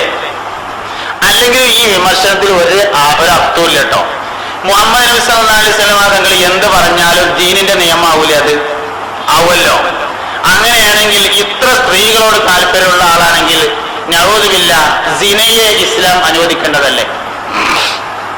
നബി തങ്ങൾക്ക് പ്രഖ്യാപിച്ച പോലെ വ്യഭിചാരത്തിന് തയ്യാറുള്ള സ്ത്രീകൾ വീടിന്റെ മുമ്പിൽ കാലു നാട്ടിയിട്ട് അതിൽ എഴുതി വെക്കുന്ന കാലാണത്. വീട്ടിന്റെ മുമ്പിൽ ഒരു പല വെച്ചിട്ട് അയിമ എഴുതി വെക്കുന്ന കാലത്താണ് നബി തങ്ങൾ വരുന്നത് സല്ലല്ലാഹു അലൈഹി വസല്ലം. വ്യഭിചാരത്തിന് തയ്യാറുള്ള സ്ത്രീകള്. ഏത് പെണ്ണിനെയാണ് നബി തങ്ങൾ ആഗ്രഹിച്ചാൽ കിട്ടാത്തത്? ഖുറൈശികൾ നബി തങ്ങൾക്ക് കൊടുത്ത ഓഫർ എന്നു പറഞ്ഞ പെണ്ണിനൊക്കെ കെട്ടിച്ചേരാന്നല്ലേ? പിന്നെയും നബി തങ്ങൾ സ്ത്രീലംബടനാണ് എന്ന് ആക്ഷേപിക്കുന്നതിൽ എന്തർത്ഥമുള്ളത്? ഉമ്മു ഹബീബ റളിയല്ലാഹു അൻഹയെ നബി തങ്ങൾ വിവാഹം ചെയ്തിട്ട് 6 വർഷത്തിന് ശേഷമാണ് നബിയും ഉമ്മു ഹബീബയും തമ്മിൽ കണ്ടുമുട്ടുന്നത്. നബി തങ്ങളോട് വലിയ മഹബത്തായി ഉമ്മു ഹബീബ റളിയല്ലാഹു അൻഹക്ക്. ഒരിക്കലേ അബൂ സുഫിയാൻ മദീനയിൽ വന്നപ്പോൾ ഉമ്മു ഹബീബിനെ കാണാൻ വേണ്ടി ചെന്നു. അബൂ സുഫിയാൻ വലിയ മധ്യസ്ഥനായിരുന്നു. മധ്യസ്ഥം പറയുന്ന ആളായിരുന്നു. അബൂ സുഫിയാൻ മക്ക ഫതഹിന് ശേഷം ഇസ്ലാം സ്വീകരിച്ചിട്ടോ റളിയല്ലാഹു അൻഹു. അള്ളാഹു അവരെയും നമ്മളെയും തൃപ്തിപ്പെടട്ടെ. പറയുമ്പോ അങ്ങനെയൊക്കെ പറയാന്നുള്ളൂ. ഇസ്ലാമായ പിന്നെ എല്ലാം പോയി. പഴയ കാലത്ത് വലിയ മധ്യസ്ഥനായിരുന്നു. അങ്ങനെ മദീനയിൽ മദ്യം വരാൻ വേണ്ടി വന്നപ്പോ മോളെ പേരുണ്ടല്ലോ ഇവിടെ ഒന്ന് പോയി നോക്കാന്ന് എഴുതിയിട്ട് ഉമ്മ ഹബീബാന്റെ പേരേക്ക് ചെന്നു. വാപ്പയാണെന്ന് കണ്ടപ്പോ അതിലൊന്നില്ല. മുറ്റത്ത് ഇങ്ങനെ കുറെ നേരം നിന്ന് മോളെ മോളെ എന്നൊക്കെ വിളിച്ചു, ഉണ്ടില്ല. അവസാനം ഉള്ള അധികാരം വെച്ച് വാതിൽ ചവിട്ടി തുറന്നു. അകത്ത് കയറിയപ്പോ ഉമ്മയോടുണ്ട്, ഇരിക്കണോടൊന്നും നീച്ചില്ല. എന്തായാലും വാപ്പാനെ കണ്ടാച്ച് നീച്ചാട്ട് ഇരിക്കണോടത്ത് വലിച്ചിട്ടു. അപ്പൊ നീച്ചു. ഇരിക്കാൻ നോക്കുമ്പോ സ്ഥലമൊന്നുമില്ല, ഇരിക്കാനായിട്ട് ഭരണമില്ല. അപ്പൊ അവിടെ ഒരു സ്റ്റൂളുണ്ടായിരുന്നു. അതിനങ്ങനെ അബൂ സുഫിയാൻ ഇരിക്കാൻ തന്നെ കൈമൽ മുസല്ലത്തിന് ഒറ്റ വരെയും വലിച്ചു. മുസല്ല എന്ത് പണിയാ മഴയത് കാട്ടുന്നതെന്ന് ചോദിച്ചു. ഒന്നുമല്ല, അത് അള്ളാഹ് റസൂൽ ഇരിക്കണ മുസല്ലയാണ്, അതിന് നിങ്ങൾക്ക് ഇരിക്കാൻ പറ്റില്ല പറഞ്ഞു. പാപ്പാടെ അള്ളാഹ് റസൂൽ ഇരിക്കണ മുസല്ലയാണ്, ഇവിടെ വരുമ്പോ ഈ മുസല്ല ഈ വിരിപ്പ് ഇട്ടിട്ട് ഇതിലാണ് ഇരിക്കല്, അതിൽ നിങ്ങൾക്ക് ഇരിക്കാൻ പറ്റൂല എന്ന് പറഞ്ഞു സയ്യിദത്തുന ഉമ്മു ഹബീബ റളിയല്ലാഹു അൻഹാ. അബൂ സുഫിയാൻ ചിന്തിക്കാൻ കാരണമായത് ഉമ്മു ഹബീബയുടെ ഈ പെരുമാറ്റം. ഇതെന്താ സംഭവം എന്ന് ചിന്തിക്കാൻ തയ്യാറായി. മഹാനവർകൾ പിന്നീട് ഇസ്ലാം സ്വീകരിക്കുന്നതിലേക്ക് എത്തിക്കുന്നത് ഈ സംഭവമാണ് എന്ന് കാണാൻ പറ്റും.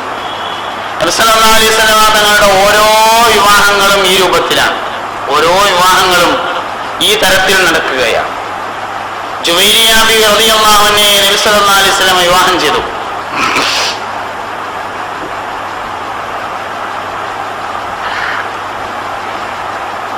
ജൂത സ്ത്രീയായിരുന്നു ജുവൈരിയ ബിവി. ജൂത സ്ത്രീയാണെന്ന് മാത്രല്ല, അതിലെ വലിയ തലൈവിയായിരുന്നു. പുണ്യനബി സല്ലല്ലാഹു അലൈഹി വസല്ലം തങ്ങൾ ജുവൈരിയ ബിവി റളിയല്ലാഹു അൻഹയ്ക്കും ഇതുപോലെ ഇഷ്ടമുള്ളത് തിരഞ്ഞെടുക്കാനുള്ള അവസരം കൊടുത്തതാണ്. ഇസ്ലാമിനെയും നബി സല്ലല്ലാഹു അലൈഹി വസല്ലം തങ്ങളെയും അവർ തിരഞ്ഞെടുക്കുകയാണ് ചെയ്യുന്നത്. നബി തങ്ങളുടെ അവസാനത്തെ വിവാഹം നടക്കുന്നത് ഹിജ്റ 7-ാം വർഷമാണ്. ഞാൻ ഈ വിഷയം അവസാനിപ്പിക്കുന്നതിന് മുമ്പ് ഇങ്ങനെ ഒരു കാര്യം പറയുന്നുണ്ട്. ഞാൻ ഇങ്ങനെയൊക്കെ പറയുമ്പോഴും നമ്മുടെ മനസ്സിൽ ഇങ്ങനെ എങ്ങനെയായാലും വന്നുകൊണ്ടിരിക്കും. അങ്ങനെയൊക്കെ ആയാലും എല്ലാവർക്കും 4-ഉം നബി തങ്ങൾക്ക് 9-ഉം ആയത് ശരിയായില്ലല്ലോ എന്ന് പിന്നെയും വരും. അതുകൊണ്ട് ഞാൻ ഈ പറയുന്ന അവസാന ഭാഗങ്ങൾ നല്ലോണം ശ്രദ്ധിക്കണം. വിവാഹവുമായി ബന്ധപ്പെട്ട് ഖുർആനിൽ 2 പരാമർശങ്ങളാണുള്ളത്. 2 സ്ഥലത്താണ് പരാമർശമുള്ളത്. ഒന്ന് സൂറത്തുൻ നിസാഇന്റെ 3-ാമത്തെ ആയത്തിലാണ്.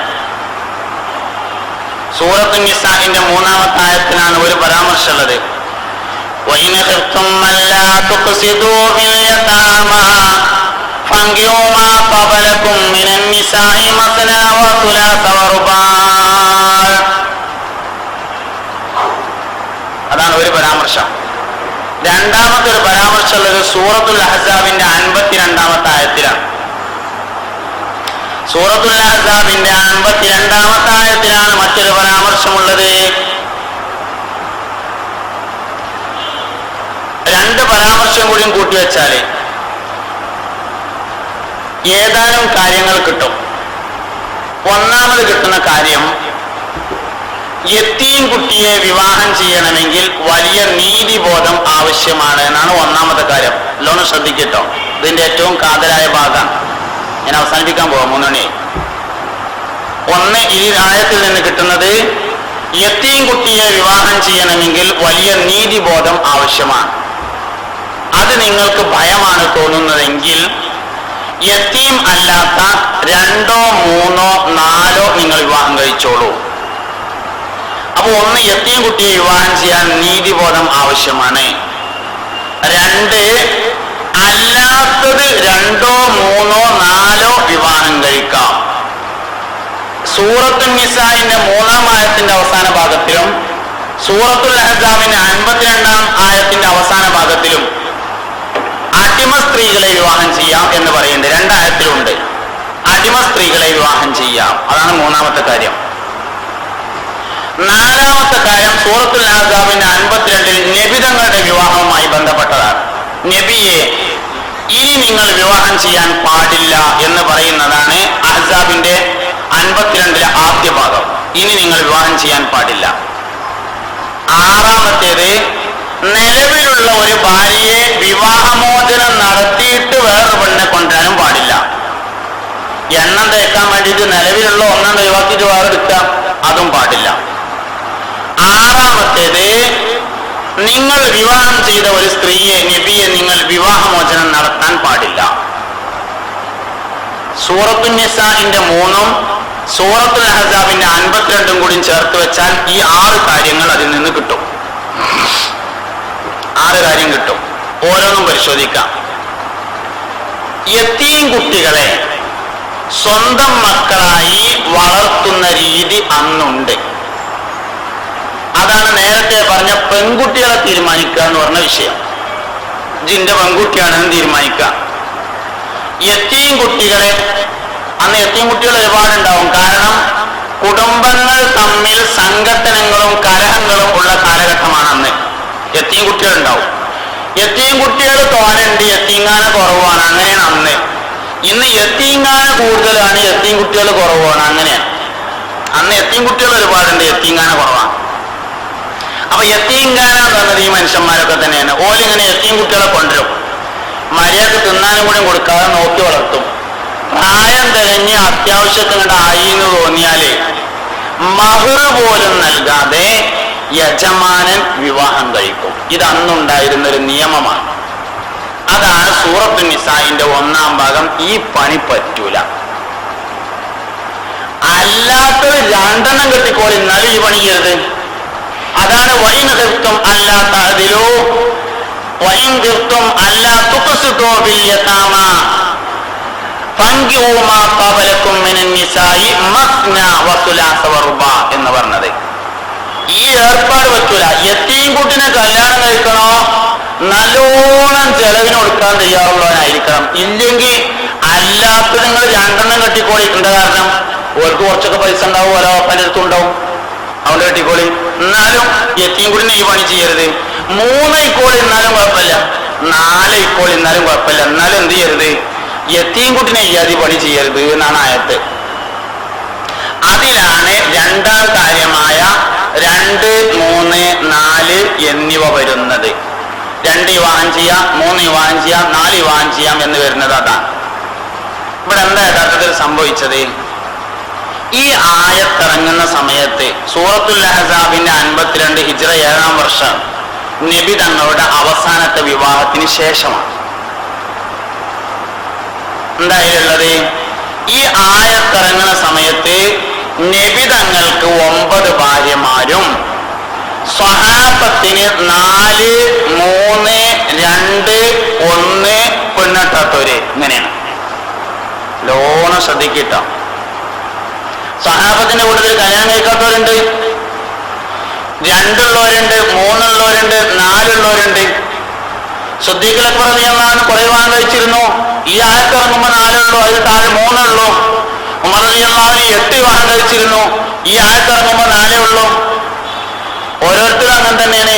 അലി റളിയല്ലാഹു അൻഹു മാത്രമാണ് ഫാത്തിമ ബീവിക്ക് ശേഷം വേറെ വിവാഹം കഴിച്ചിട്ടുള്ളൂ. അല്ലാത്തവർക്കൊക്കെ നേരത്തെ ധാരാളം ഭാര്യമാരുണ്ട്. നേരത്തെ ഞാൻ പറഞ്ഞു അബൂ സുഫിയാൻ 20 ഭാര്യമാരുണ്ട്. ഒന്നുള്ളതിനെ 4 പിന്നെ 20 ഉണ്ടായിരുന്നതിനെ 4 പരിമിതപ്പെടുത്തിയതാണ്. ഇനി നിങ്ങൾ വിവാഹം ചെയ്യാൻ പാടില്ല. ഇനി വിവാഹം ചെയ്യുകയാണെങ്കിൽ 4 വരെ പറ്റുള്ളൂ. ആരോടും താങ്കളുടെ ഭാര്യമാരെ ഒഴിവാക്കാൻ ഇസ്ലാം പറഞ്ഞിട്ടില്ല. എന്ന് പറഞ്ഞാൽ എല്ലാവർക്കും 4-ൽ താഴെയാണ്, അല്ലെങ്കിൽ 4ആണ്. നബി തങ്ങൾക്ക് 9ആണ്. ഉള്ളോട്ട് നിലനിർത്തിയിരിക്കുക. ഇനി കൂട്ടാൻ പാടില്ല. കൂട്ടുകയാണെങ്കിൽ 4 വരെ പറ്റുള്ളൂ എന്നാണ് യഥാർത്ഥത്തിൽ പറഞ്ഞിട്ടുള്ളത്. അത് സൂറത്തുൽ അഹ്സാബിന്റെ തഫ്സീർ നോക്കിയാൽ നമുക്ക് കിട്ടും. എന്താണ് പറഞ്ഞത്? അപ്പൊ 1 പറ്റും, 2 പറ്റും, 3 പറ്റും, 4 പറ്റും. 2-ാം ഭാഗം സൂറത്തുൻ നിസാഇന്റെ 3-ാം ആയത്തിലെ 3-ാം ഭാഗത്തേക്ക് വരുമ്പോ അടിമയെ വിവാഹം ചെയ്യാൻ പറയുന്നുണ്ട്. അടിമനെ വിവാഹം ചെയ്താൽ എന്താ? അടിമയെ വിവാഹം ചെയ്താൽ അടിമത്ത സമ്പ്രദായം നിലനിർത്തലല്ലേ ഇസ്ലാം ചെയ്യുന്നത് എന്നാണ് ചോദ്യം. അല്ല, അടിമയെ വിവാഹം ചെയ്താൽ അടിമത്ത സമ്പ്രദായം ഇല്ലാതാക്കുകയാണ് ഇസ്ലാം ചെയ്യുന്നത്. അതെന്താ അങ്ങനെ? അങ്ങനെയാണ്. എന്തേ? അടിമയെ ഒരാൾ വിവാഹം ചെയ്താൽ ആ അടിമയെ പിന്നീട് വിൽക്കാൻ പാടില്ല. അതിൽ കുട്ടികളുണ്ടായാലും മകൻ അപ്പോൾ തന്നെ സ്വതന്ത്രനാണ്, മകൾ അപ്പോൾ തന്നെ സ്വതന്ത്രനാണ്. എന്ന് പറഞ്ഞാൽ ഈ അടിമ സ്ത്രീയിൽ നിന്ന് ഇനി അടിമ കുട്ടികൾ ഉണ്ടാവൂല എന്നർത്ഥം.